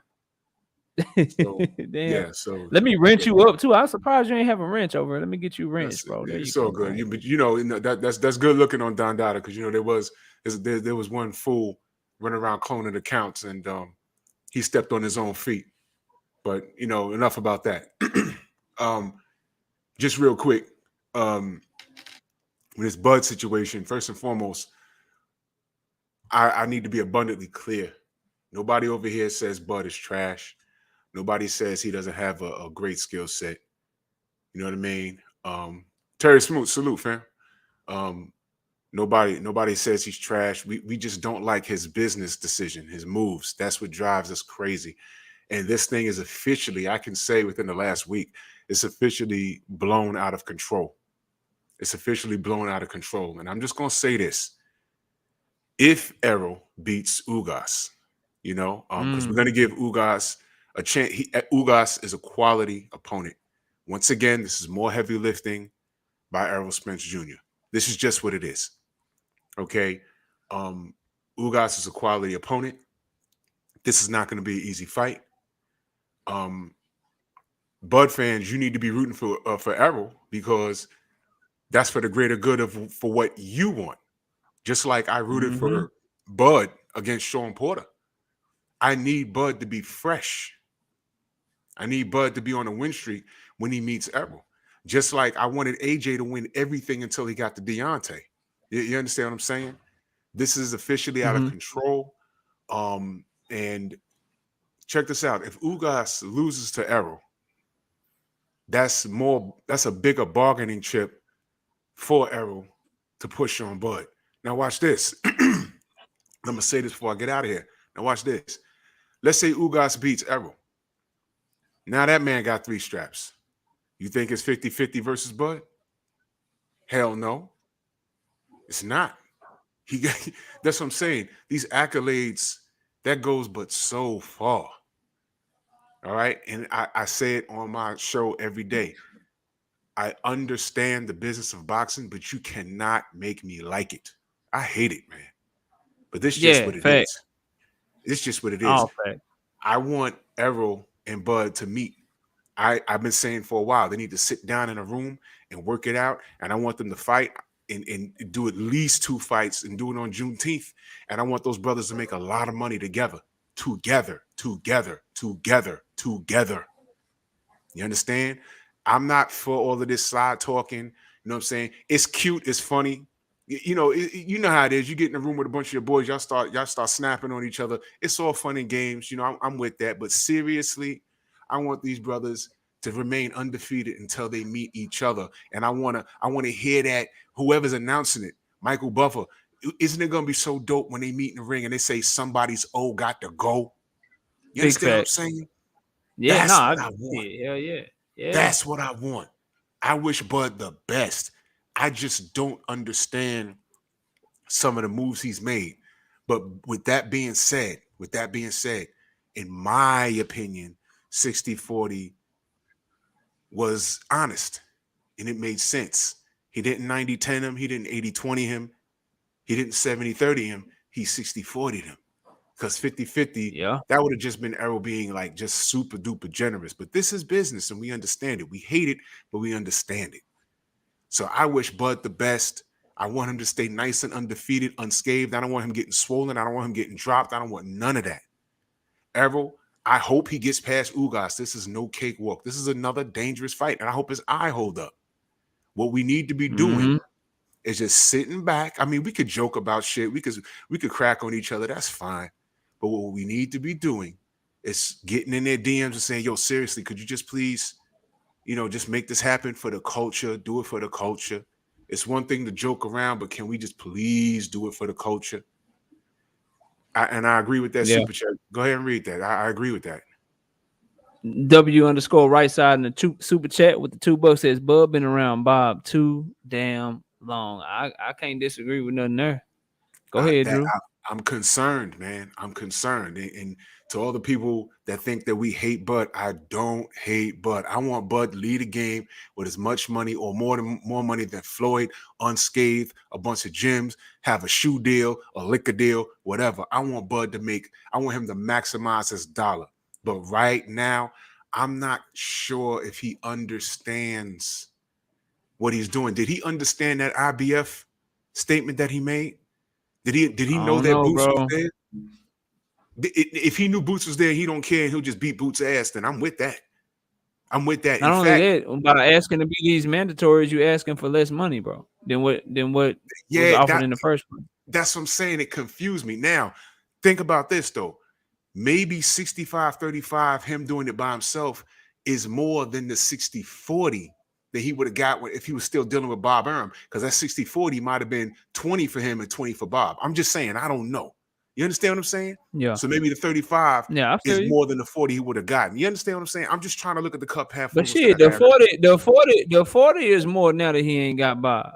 Everything's more because he ain't got to pay that man. Exactly. So So maybe his pride is in a way. I don't know. So I joke around with this a lot, but trust me, Bud fans, I want Bud to win in life. I want him to win in life. I want Errol to win in life. It was kind of fucked up when I saw the Bud fans, clowning Errol when he flipped his car. I was like, come on, y'all. Not all of them, but it was some of them was, and I was like, come on. I didn't do no videos because I don't respond to the shit like that. It was in poor taste. That was crazy. You understand? You didn't even know what kind of health he was in. You understand what I'm saying? But we passed all of that. I'm led to believe that Bud, his ego's in the way a little bit. You know what I'm saying? He just needs to just sit down and understand that, look, as far as sales is concerned, Errol got that, and that's okay. Take the 60-40, beat Errol's ass, come back, and 60-40 him if you win. Now watch this. Let's just say he fight Errol and he get Errol out of there in 3 rounds. He can go back into the second fight and say, yo, Errol, look, man, I cleaned your clock in 3 rounds. I stopped you. So this ain't even 60-40. This ain't 50-50. It's not 60-40. I got a 70-30 you. Because I did that shit to you in Dallas. Just think about that. Damn. You understand what I'm saying? Or even if you go on tweet, I would even rather him say, look, man, I'm working more than 60-40, but let's sit down and make this fight happen. Let's negotiate who I need to call. I'd rather see something like that come out. Right. You know what I'm saying? Something to really show you, you know what I'm saying? That's what you seeking. I'd rather see some shit like that. That shows some smart movement, that shows like, hey, I think I'm worth way more than this shit, but I really want this fight. Who I need to call? Where Al at? Where Errol at? Like, what's popping? Like, that's what I would like to see, bro. All of that screaming in the ocean, it was funny for like 2 seconds for me. And then I said, you know what? That's kind of sad. Did he call Errol or something? Nothing. You just screaming in the ocean, bro. Come on. Come on.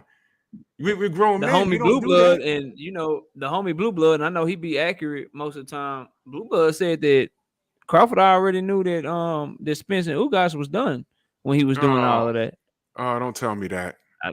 He did a video, bro. He got some video up here. Hey man, I hate to be the bearer of bad news, but that's what he said, man.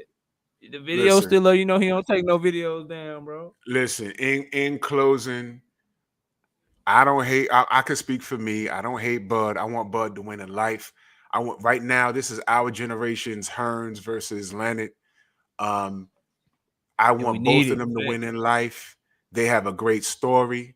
I don't want Bud. Listen, if he feels he could beat Boots, then go ahead. I'm not sure if he knew Boots was sitting up in there at the IBF. I'm not sure. If he's on some, I don't care, I went that way because I think I could beat him, more power to him. But I don't want Bud taking the L.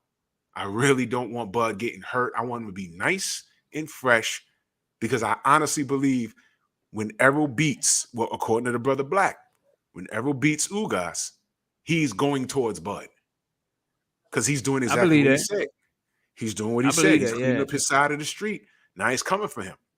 You understand? So I mean, look, man, I want both these brothers to make millions of dollars, and just how you squash this beef. And this is the best sport in the world.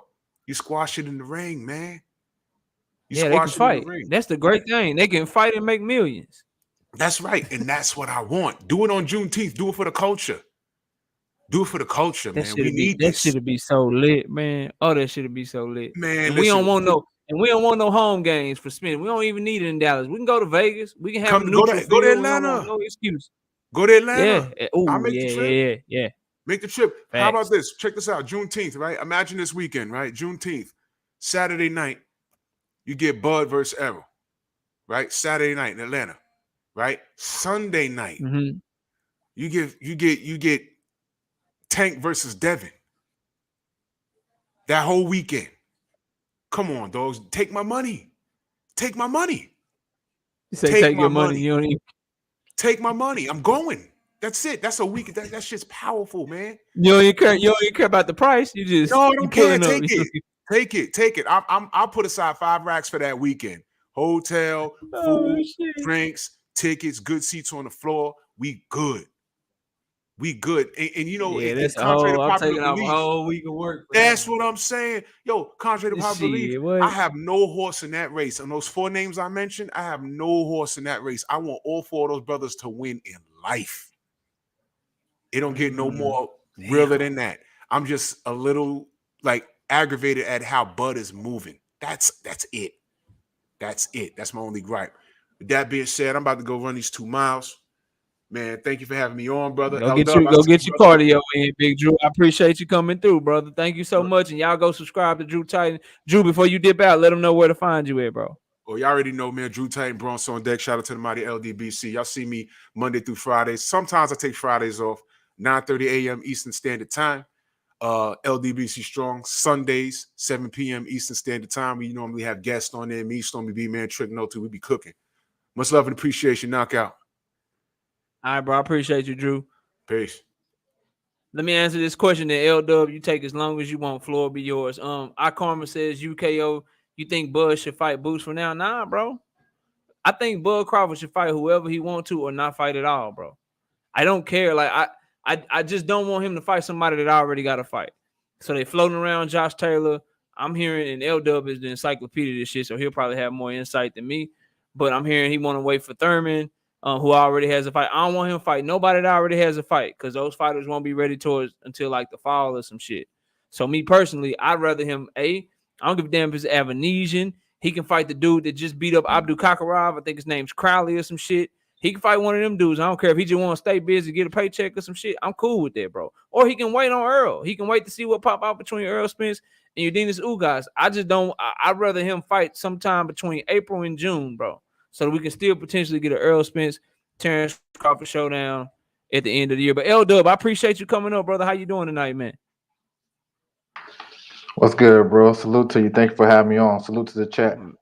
Man, you always welcome, brother. What you got on this, man? Floor is yours. You take it wherever you want to go. Cook for however long you want to cook, man. Appreciate that. So what I always say, this fight is a fantasy fight because this fight was never negotiated. And I know people say, well, it's Bud's fault and whatever, but you have to look at what Spence is saying. If Spence is saying he want to clean up his side of the street, whether it's getting the belts or fighting all the top welterweights, that means he's not ready to negotiate. So that's one. So I think a lot of people miss that. So he was never able and in the position to come to the table because he wanted to do a certain amount of things like getting the belts. So when people say it's Bud's fault, I think a lot of people miss that. A lot of people gotta get. I don't know. They gotta readjust how they're thinking or how they're looking at it. It's not his fault. The only fault he made, I would blame him on this one, is his team reached out to Spence knowing that he was trying to do whatever he's trying to do on PBC. That was his fault, and that's why all the petty back and forth shit. I need 50-50 my way or 60-40 my way. I 50-50. Then Earl said, I give you 70-30. Fuck around, get 80-20. You know what I'm saying? I don't Yeah. why you at my fight? That's why all that stuff happened. So that was his mistake. He knew that what Earl is trying to do.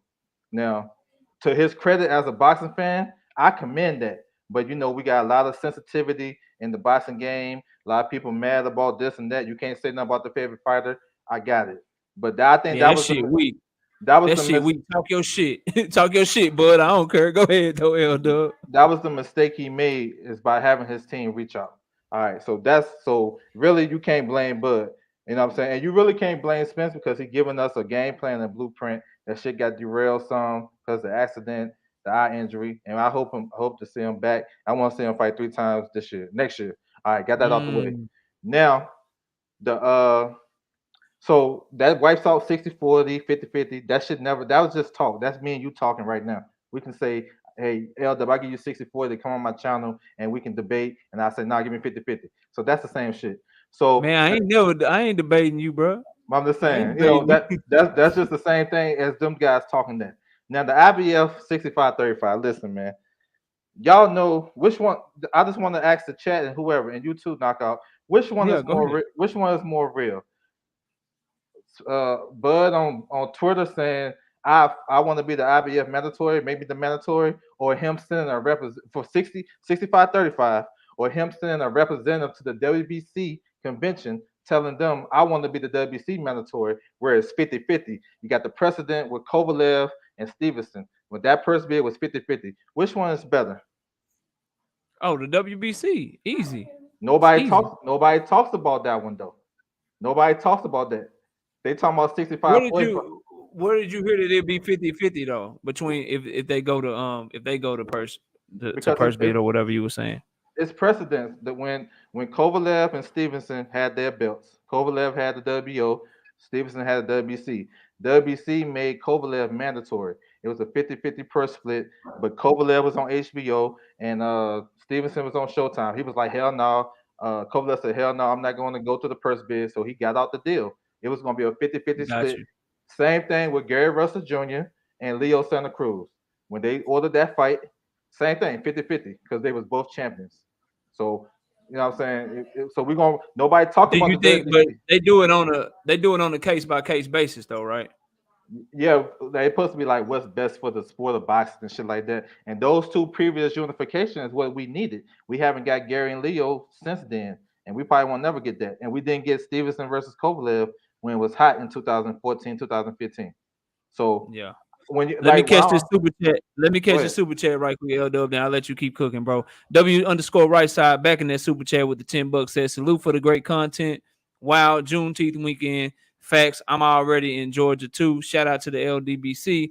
Much love to you all. Smash the like button and sub. They deserve it. I appreciate that. Then Don Dada in the super chat with the $2 says, you said Bud can fight anyone, but why can't Canelo? Simple, bro. Because I don't want Bud to stop from being undisputed, number one. So he can do whatever he wants until I get this undisputed fight. Canelo Alvarez, he ain't got shit going on, bro. He ain't going for no undisputed or nothing like that. He ain't going for undisputed. Undisputed ain't right around the corner for him. When Canelo Alvarez was going for undisputed, I was like, yo, I'm cool with him fighting all them champions because that's a big deal to me. I'm cool with that. But I'm not going to be okay with Canelo Alvarez fighting Laguna Beach Macadamia Nut up there at cruiserweight when there's far better fights at 168 for him and there's far better fights at 175 pounds for him.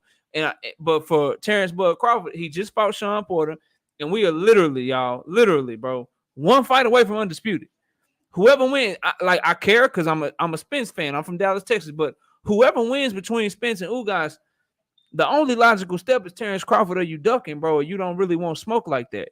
You feel what I'm saying? So I'm okay with Crawford. Like either A, he can wait, or B, if he want to. And when I say anybody, bro, I gave y'all names that are in the top 10 rankings of the WBO. So just understand, I'm not just up here talking and making shit up. The names that I mentioned, they're top 10 WBO fighters. So as long as it's a top 10 fighter, a top 10 fighter ain't shit but a tune-up for somebody like Terrence Bud Crawford, bro. So shit, like, do what you want, bro. I'm not gonna hold his feet to the fire saying, oh, you gotta fight Boots Ennis, when he got undisputed right around the corner. That's just stupid, bro. But if he want to stay busy, then shit, get you Crowley, like I said, or Avenesian, or somebody that ain't got no fight, and go get it popping. But Canelo ain't got that shit right around the corner for him. That's the difference to me, Dundada. And salute to Xena 360. He says the WBC rules say a promoter has to make the request. So why would he do that after he no longer has a promoter and make the request when you have a fight the next week with Porter? It was for sure. Let me get 817 boxing me, then L-Dub. I'll let you respond to that one because it seems like Zenith wrote that one directly for you. 817 says, free Roger. We smacked him, fam. Okay, yeah. Why y'all smack Roger? I'm going to free him. L-Dub, go ahead and you can respond to what Zenith 360 was saying, bro, because I believe he was talking to you. Oh yeah, no doubt. So when he was there, the representative was saying that the promoter did push for that. You know what I'm saying? Just because he a free agent, that don't mean he don't got people talking on his behalf. If he gonna rock with MTK, if you know Lee Eden, he does promotion with MTK, so that can be a rep for him. You know what I'm saying? You like just because um he a free agent, that don't mean he don't got representation. And for him to send a guy to the WBC and not to the IBF, I mean that one you should talk about that more instead of talking about the IBF. The IBF never did a precedent where they had two champions and they ordered that. The WBC done it twice. So yeah, you can take that off. All right, cool. And salute to Kano Loco in the building. And y'all smash the like button. And if I ain't said it already, y'all go subscribe to L-Dub Boxing, man. This brother knows boxing in and out. And a lot of the information I get about fights and shit, man, I get that from him. And he doing great work over there. A brilliant mind in the sport of boxing. Somebody that I would consider a historian because he know a lot of shit. I'm telling y'all, bro. So y'all need to go give L-Dub the support that he deserves. And Kano, let me know if you want a link, bro. I'm about to wrap it up here in about 10 minutes, but you're more than welcome to come on and say your piece if you want to. So here's my thing, L-Dub. I agree with what a lot of what you're saying, but here's my overall point that I try to make with Bud Crawford, right? If you're gonna talk anyway, bro, right? Like if you're gonna talk your shit, if you're gonna pop off, at least try to back the man in the corner, right? With your shit talking. Like maybe do it a little bit better. That's my main issue that I've been saying. Like, bro, if you're gonna pop off, instead of saying shit like, 60-40, like he was saying, just talking like that, like back the man into the corner, see if he really bluffing you. Say, nah, okay, drop what you're doing. I'll take the 40% right now. What's up? And see what he's saying. Then that way, to me, you have more, then I can follow you more. But the other thing that loses me too, L-Dub, is when he says that, but then he turn around and he say, well, the fight is behind me, or I don't want the fight no more, or something like that. That's what loses me when he starts contradicting himself, bro. And I know a lot of it could be, frustration over his current situation, and maybe he himself will probably never admit it publicly. He made some moves that he's not proud of, and that link is only for Kano because we about to wrap it up, and he want to come up and say something real quick, so we're gonna let Kano up here. And so that's my thing, bro. Like, do you feel where I'm coming from to where maybe the message could have been a little bit more consistent and a little different and maybe better for him and his fans to have a little bit better leg to stand on? Does what I'm saying make sense, bro? Nah, I don't feel you because you can't you can't even negotiate if Spence, like that's why I said earlier, he's not willing to negotiate or in a position to even negotiate that. So no matter what he say, if the guy not trying to come to the table at this present moment, it don't matter what he's saying. Like it's no like that's what I was trying to say. 60-40, that offer and the 50-50, that's really nothing if you're not willing to sit down at the table. And we all know what he's trying to do. And I'm cool with it. I ain't tripping off that. I'm just tripping when people don't understand that it's not on Bud to make this fight. It's not. You know what I'm saying? He's telling you everybody this in plain sight, but everybody look at his own Bud. It's not on him. You know what I'm saying? The only and about backing him into a corner. You can't back him into the corner until he get the other belt. Because he got to go see him if he want to be undisputed. Because if he said it was about the belts, but he didn't. The last two guys before Ugas wasn't for a belt. The belt wasn't on the line. Danny wasn't for a belt or Pacquiao. They signed Pacquiao in hopes to put that super. That he get his belt back. Exactly. Yeah. So that's what I'm saying. So I take he say I'm gonna clear on my side of the street like two different ways. Get all the belts and beat all the welterweights on that side. So I'm cool with that. I'm cool with it. But I just feel like a lot of these fans, and we be here every day, yo, in these boxing chats and channels, and we not really. I don't know if it's clicking to everybody or the narrative. You gotta go against one guy or you like this guy the most. I mean, to me, it's playing out just the way the guy said it. So I can't be mad at him. You know what I'm saying? Yeah. And I feel like I feel like you put Bud or you put these fighters in a situation where they can't even talk. You know what I'm saying? Dude can't say nothing. Talk that shit. You know what I'm saying? That's my point. And that's what I'm getting sensitive though. That's the point. Yeah, they do. They do.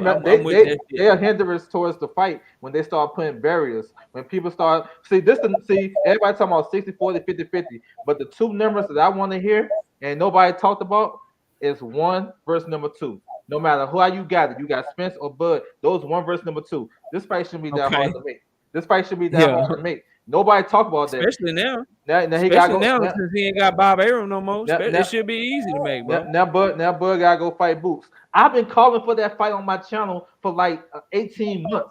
I've been calling for that shit.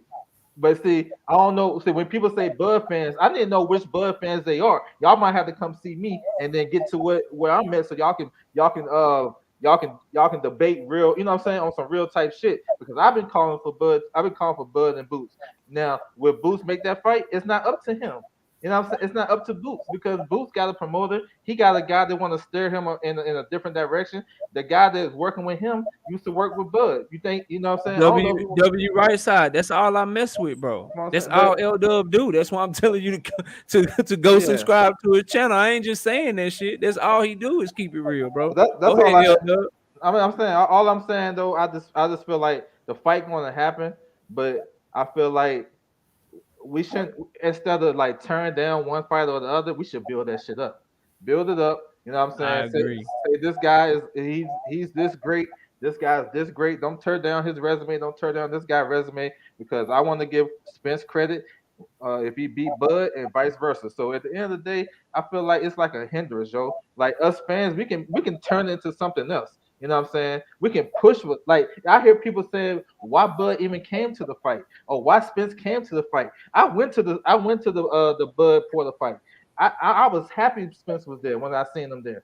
I'm like, shit, hop in the ring, throw something in the ring, do something. But he dipped. So I understand what's going on. But at the end of the day, I was hyped to see him there. So I don't know. I'm a boxing fan, yo. I don't like all this narratives and barriers that we put in front of these guys. We got to turn down one guy to lift up another one when he don't need it because he's doing his thing. And at the end of the day, these guys never sat at a negotiation table. You know what I'm saying? So the fight was never, ever real. So, I mean, that's all I got, man. You know what I'm saying? But I just want to play that to everybody.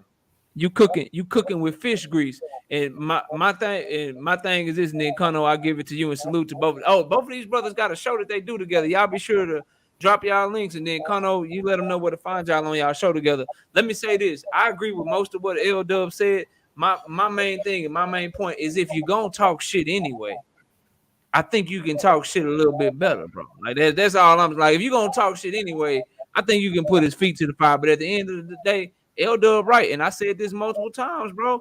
They're not gonna make the fight on social media. Them two brothers need to get in the room. They need to get in the room. They need to turn their phones off, and they need to make this fight happen because it's the biggest fight of both of their careers. But Kono Loco, salute to you, bro. I appreciate you coming up. How you doing, man? Man, been busy, man. I meant to text L-Dub, man, because I work every day this week, so we can't even do the show this week, man. Unfortunately, work is calling, so we're gonna have to skip this week unless we do a Saturday thing or something like that, man. I don't know, man. But look, I put a video out today about 15 minutes long And I explained all of this shit. I think Zenith 360 actually watched the video, and I think he understood where I was coming from, man. I keep telling people, man, that we need to stop with the bullshit that we doing, man. Honestly, we do, man. I don't believe that Bud is ducking. I don't believe Errol is ducking. And I also said in there, I'm gonna go brief in it because I'm not gonna do a 15-minute, rant right now like I did this morning. But you know what I'm saying? Bud, believe it or not, to me, is selling this fight. Everybody's looking at it the wrong way. Does he not have everybody talking? Does he or does he not? No, that's the shit. I can't make a show or a video without talking about him right now. And I'm keeping it above. Exactly. So Him and Spence, and he ain't even in the fight. Him and Spence, that's the biggest thing popping right now. To be real. Mission accomplished. And what Spence is doing is perfectly fine as well. I'm not mad at neither one of the two. Well, I am, upset about people being upset about Spence fighting Ugas. It's a unification bout. They should never frown upon that. Whether it had been Bud getting that fight or Spence, it's a unification fight. Goddamn, like let the man's fight. And I also believe the fight will happen. And I think they built it up perfectly fine, bro. I know it got everybody talking, and you got people on both sides of the streets going one way or another, tugging at each other, fighting and arguing over this, who deserves that. Bro, at the end of the day, they know what they're doing. These folks, but them two talk on the phone. You think they don't talk on the phone? They do. I got news for y'all. They do. They know what they're doing. They're building this fight. After the Ugas fight, they'll make that fight probably in September. That's my guesstimate. And I'm usually not too far off on my shit when I say it. And L-Dub knows that. And that's why me and L-Dub are always clicking together. Because, we're always underground. Yeah, y'all got a great show, bro. Yeah, I'll be doing y'all motherfucking thing for sure. And I do not. Now, the one thing I don't agree with is that Crawford should fight Boots. No reason for it. And I'm going to tell you why. Because I don't want nothing to happen to get in the way for that undisputed bout. It is built perfectly around. Listen, bro. Listen what I'm saying, man. I know everybody's, trying to hang on this Boots fight, man. But whether Bud wins or not, let's say he does win. Let's say he breaks his hand or has an injury or gets a cut. Now we're looking at another delay. You understand what I'm saying? And I'd rather him sit it out if he can and wait for the results of the Spence Ugas fight. And if Spence is successful, boom, that's going to make the fight super big. It's going to be a mega pay-per-view. And that's when we can really dig in on the talk about who you think is going to win. Now, I understand people. Yeah, that's when the fun start, bro. When you can actually talk about the fight, shit. Exactly. But folks keep throwing this 60-40 around. I'm like, bro, we know that Spence is the A side, but we don't know the number because they got to sit down and negotiate. Period. I agree with that. It may end up 55-45. It may end up some crazy number. Only they're going to know, but they got to sit at the table. They have to sit at the table. The first move is to sit at the table. I agree with everybody else that Spence is A side. Now the numbers, that's for them to fucking deal with. Okay. So look, y'all, I'm about to wrap it up. Got to get back to the family for Christmas or whatever. Y'all brothers, give your final words. Let everybody know where to find you if you got Twitter or what time you're going live, all of that stuff. I know y'all got your shows going and all that stuff, man. But L-Dub, give them your last words, man. Let everybody know where to find you and kind of what you got going on your channel, bro. Man, salute to you, Knockout, man. I appreciate your kind words earlier, man. Salute to you as well. You doing your shit too, man. I appreciate it. I come through all the time and as much as I can. So salute to you, bro. But yeah, you can find me on my channel, L Does Boxing. Feel free to tap in. We talking about rankings. We talking about shit. Everything you want to talk about. If it's boxing, I got you covered. You need some behind the scenes shit, hit me on my Twitter at OverJ. That's the handle. Hit me up on that. Or Instagram, L Does Boxing. If you need something about your favorite fighter or you just want to know something, what's going on, what's cooking. If I know it, you got it. You know what I'm saying? That's how we rocking. My man Kano Local Sport. You know what I'm saying? That's my guy. So you already know how we rocking.